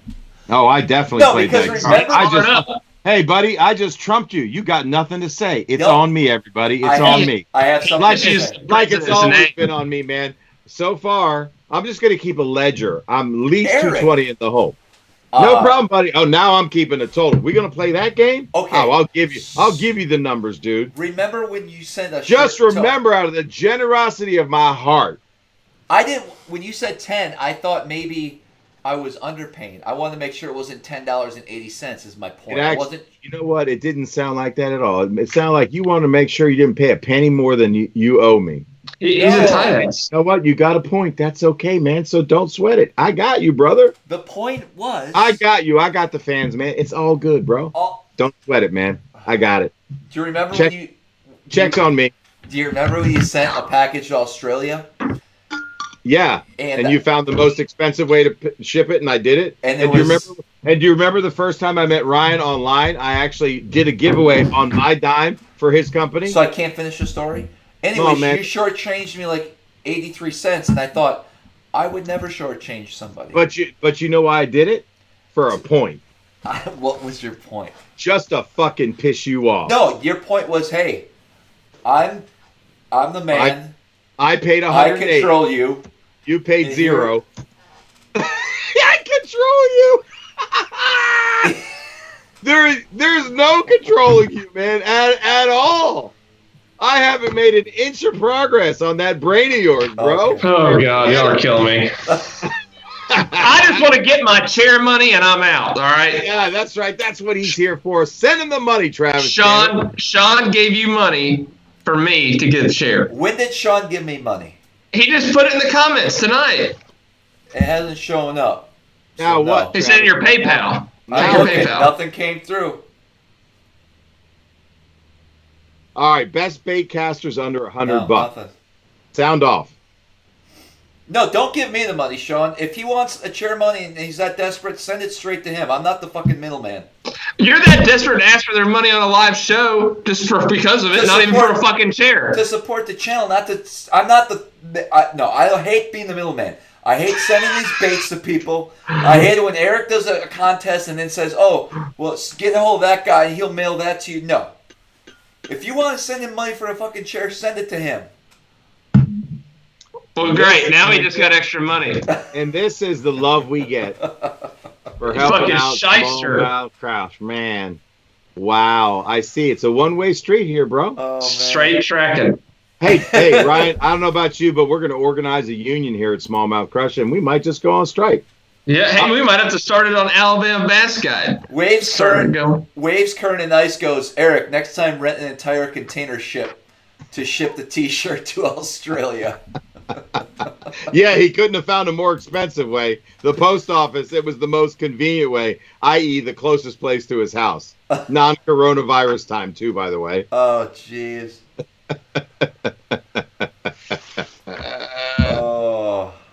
Oh man, look, you're getting a little lit up, bro. I'm fine. They're lighting you up now. Yeah. You started it. You started it. Oh, I think I'm going on fucking strike. I might have to go on Bait Man on Saturday night and do my crankbait show. Oh, that hurt. I dug you deep. I stuck the needle in. I just threaded the needle, man. And this is the tool I use. I just went, yeah. Are you bleeding? You're bleeding now. That hurt. I know. Travis, the reality is your boy ain't cut a check on tour this year. I haven't had guide trips since like the beginning of March. I've got no money for a chair. I'm gonna sit on this wooden chair unless someone wants to help a boy out. Get one of them freaking square boat cushions that you're supposed to have in your boat. And sit your ass on that chair. Ryan, I'm gonna send you a chair, man. We'll work some details out when I come down to Bama. How's that? I'll hook you up, bro. Done. I want you to look on Amazon. You send me the chair you want. I got you. I love you so much. Dude, I got you. I got your back, man. I got your back, literally. You really do got my back because it's on fire. Literally and figuratively. I got your back. I want you to have a nice chair, man. You deserve it. You came on. You volunteered your time for the show. I don't make any money on the show. I just love the show. I want the show to grow. I like the show too, man. You guys are great. Yeah, man. We got a good thing going. Mostly the fans, but... They're amazing, right? I mean, me and Travis forget about it, but the fans, I mean, the comments are streaming. I actually got to go look back to them. Dude, it's like, you know what I mean? And I really don't. Look at that, man. For $20 for Ryan and Eric, you owe us now, sucko. It doesn't minus 30%. You better send Ryan that money. No, right I ain't now. playing that because I have 18 different accounts, and no. Mm-mm. Sean, you dug yourself that hole. We talked about this. And all of a sudden, you just, 10 minutes after our conversation about not being the middleman, you decide to send $20, which I appreciate. What? Good luck on the show tomorrow night, motherfucker. If you don't send that money and I don't see that shit show up, I'm out. You think I'm fucking joking? I'm out. I'm out, Ryan. I want to see that money in your account tomorrow morning. Don't forget to subscribe to the channel. Leave me likes in the comments. Until next time. I'm out. We'll see you guys on the water. I'm out.